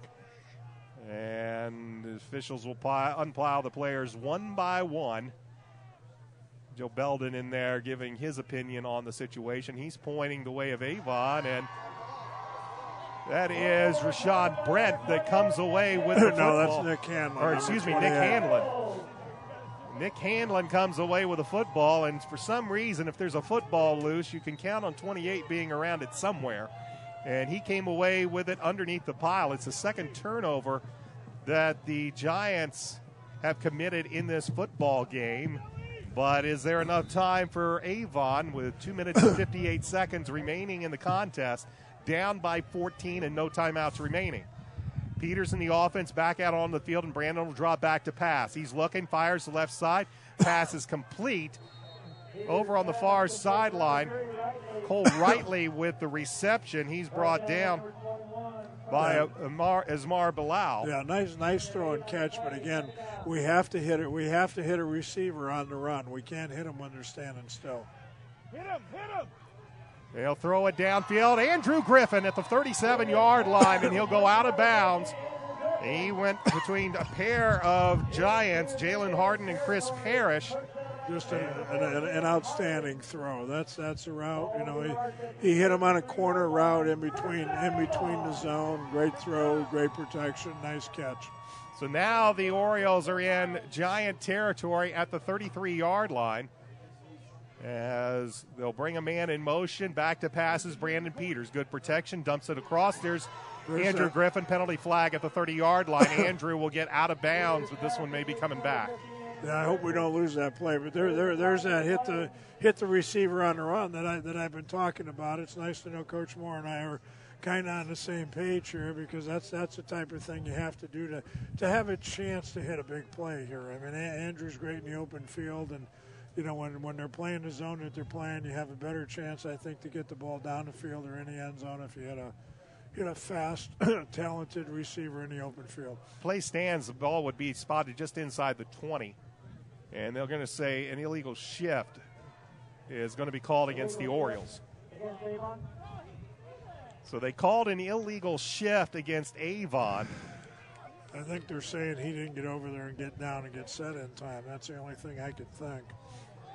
We had a little confusion getting lined up, and it looked like they got him set in time, but evidently the officials didn't agree. So they'll spot the ball back at the 38-yard line. It will be 1st and 15. Clock stops at 2:24, and they'll just dump it off to Derek Tennant, and Tennant's going to be stopped for a loss on the play as Asmar Bilal, I think, again made the tackle, and he's actually, that's not Bilal that made the tackle. It was Omar Beasley, the Mike side linebacker. But it's a loss of a couple back to the 40. That's going to bring up 2nd down and about 18. Clock under 2 minutes left to play in the game. Peters back to pass. Fires over the middle, and a good defensive play by Chris Parrish. Got a hand in there as the ball arrived to Andrew Griffin and knocked it away. That'll bring up 3rd down. So 3rd down, 17 to go for Avon. They need to take it down to the Ben Davis 23-yard line. Of course, 4-down territory for the Orioles, down by 14 and a minute 55 left to go in the football game. Rightly, Loose, and Moore all to the far side. Andrew Griffin to the near side. Peters works out of the gun with Tennant to his left. 3rd and 18. Brandon back to pass. Step up in the pocket, now rolls to his right, looks downfield, pass is complete. Another penalty flag is at about the 32-yard line. Andrew Griffin made the catch. It'd be shy of the 1st down. Let's see what the penalty flag's about.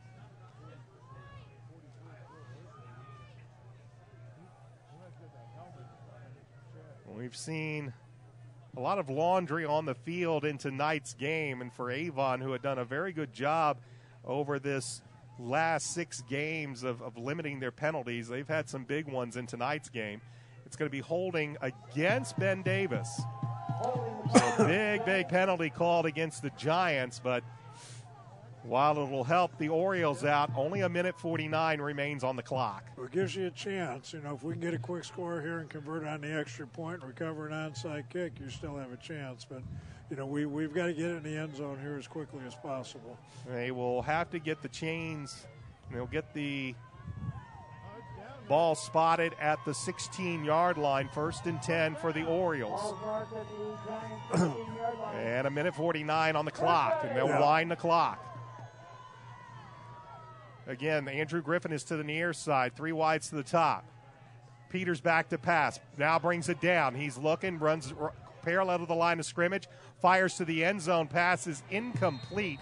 I believe he had Matt Moore dragging across right in front of the goal line, and a good job by Brandon. He's managed to run parallel to the line of scrimmage, so he didn't cross it and got the pass off, but it falls incomplete, 2nd and 10. Yeah, he gave Avon every opportunity to try to get a score.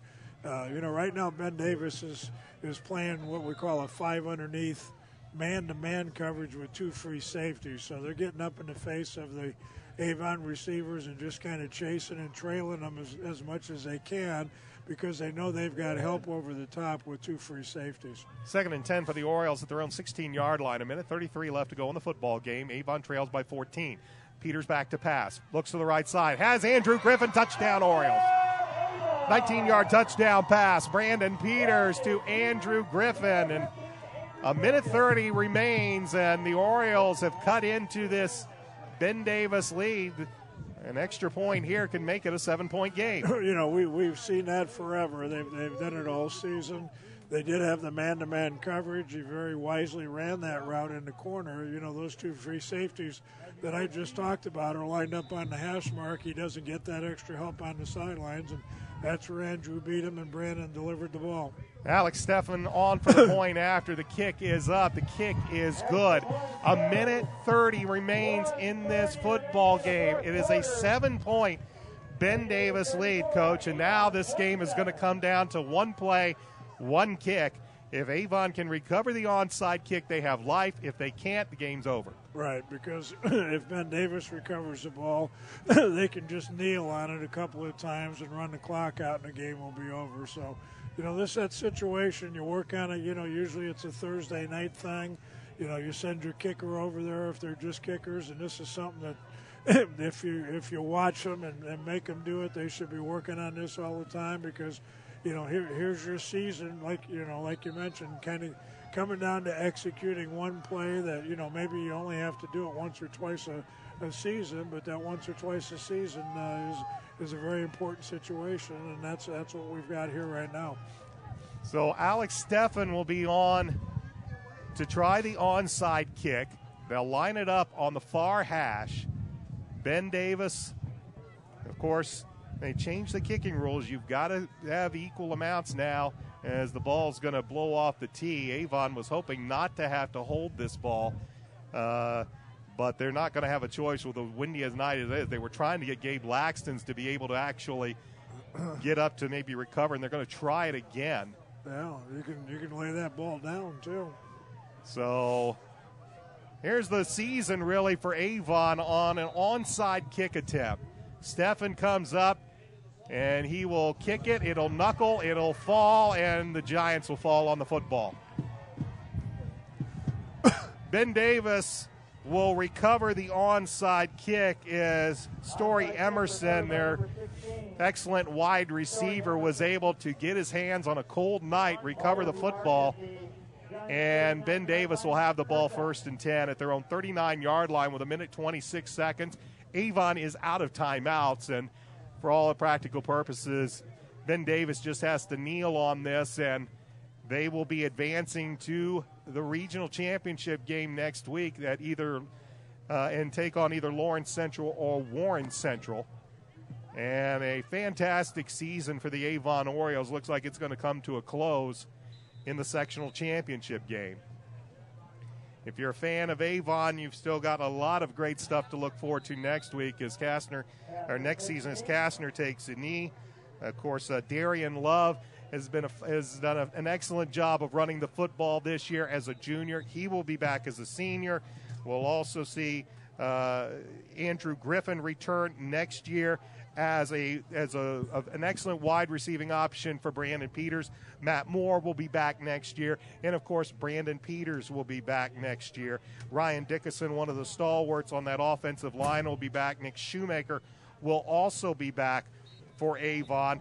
A.J. Elcock, who we saw later parts of this season play an excellent job at defensive end, will be back. Brian Fitzgerald, who has really come on strong this season, especially the second half of the season. Remember, he's only a sophomore.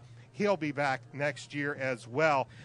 Matt Thompson will be back next year. They're going to lose some players, but they've got some good kids out there that are going to make it a very fun year, I think, for Avon football next season. But right now they're not thinking of next season. This season's going to end in a bit of disappointment as the Avon Orioles will lose in the sectional championship game to the Ben Davis Giants as the Giants take a knee in the final seconds, wind off the clock. Ben Davis will defeat Avon by the score of 34-27. And, Coach, this is the final game we'll have of this season. A lot of pluses to take away from this season. This is always a better way to end a season, as any tournament game is. But also a lot of positives to bring out for this season. A lot of things to look forward to next year. Well, they finished strong. They didn't give up. Ben Davis is obviously an outstanding game, and I know one of the things I used to talk about all the time is games like this.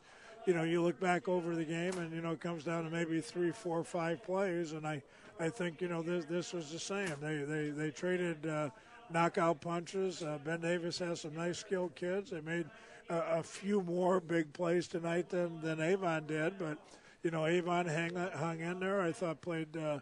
If they're one of the top 2 or 3 teams in the state, then Avon is certainly in contention. And we didn't hang our heads. We hung in there at the end, came back and made it a game. And if we convert that onside kick, who knows? We got a chance to throw it up again. But overall, I was very impressed with the way Avon got better as the season went on. They had a couple of tough losses early in the season. The one to Ben Davis and the one to Brownsburg. Came back and avenged the Brownsburg game and came out here tonight with a very strong Ben Davis team and actually played them, toe-to-toe from start to finish. And it was certainly an improvement over that 57-27 game early in the season. So you're right, lots of positives. I think Coach Bless and his staff have done an outstanding job with the team. Again, your goal as a coach is to squeeze everything you can out of your kids, and you always look back and say what if, and maybe we could have, but I thought they got better. each week of the season. I thought they played well. They came back. Zach Williams came back from his injury, and Derek Tennant was out a little bit earlier, but they're tough kids. They're good seniors. Came out here and led the team, and like you mentioned, there's a bright future. I know the 8th grade team at South went undefeated and barely beat North, so you got some kids coming up from there, and I think Avon's going to come back next season, have a nice season, and you have to hope, because again they beat your team and played very well, that Ben Davis continues here along in the tournament, and I think they've got as good a shot as anybody in 6A to possibly come away with the tournament. But a great team, a great game tonight by two teams that played with everything they had, made an exciting game for the for the fans here, and tonight Ben Davis just turned out to be just a little bit better. The Avon Orioles will finish this season with a record of 8-3, and while this will be a bitter defeat to swallow tonight, the Orioles can hang their hat. They are the Hoosier Crossroads Conference champions. They are the outright champions for the 2014 season. Always a great accomplishment and always a very, very tough conference. So Avon, while they didn't make it past the sectional championship game, they are the Hoosier Crossroads Conference champions. They'll be able to wear that proudly throughout the rest of the year. It's been our pleasure to bring you Avon Oriole football on AudioSportsOnline.com. Don't forget, if you've missed any of the action this year or simply want to relive it, you can watch it all year long, as the archives will be available all season long throughout the rest of the school year. Go to www.AudioSportsOnline.com, pick your game, and relive some great Avon Oriole football. It's been my pleasure to join the Indiana Football Hall of Famer Dave Shelbourne this year, and it's been our pleasure to bring you Avon Oriole football all season long. Our thanks go out to the entire Avon Oriole football team, head coach Mark Bless, the athletic department here at Avon High School, especially Avon athletic director Brad Holsinger. I'd like to thank everybody at Audio Sports Online, Robbie Kendall and Jason Dozier. Once again, I want to thank my broadcast partner Dave Shelbourne, and I want to thank you for letting us, helping us go through a really great season with the Avon Orioles this year on Avon Oriole football. This is Brian Scott saying thanks for joining us this year. The Avon Orioles fall to the Ben Davis Giants in the sectional championship game by the score of 34-27. Until next time, so long, everybody.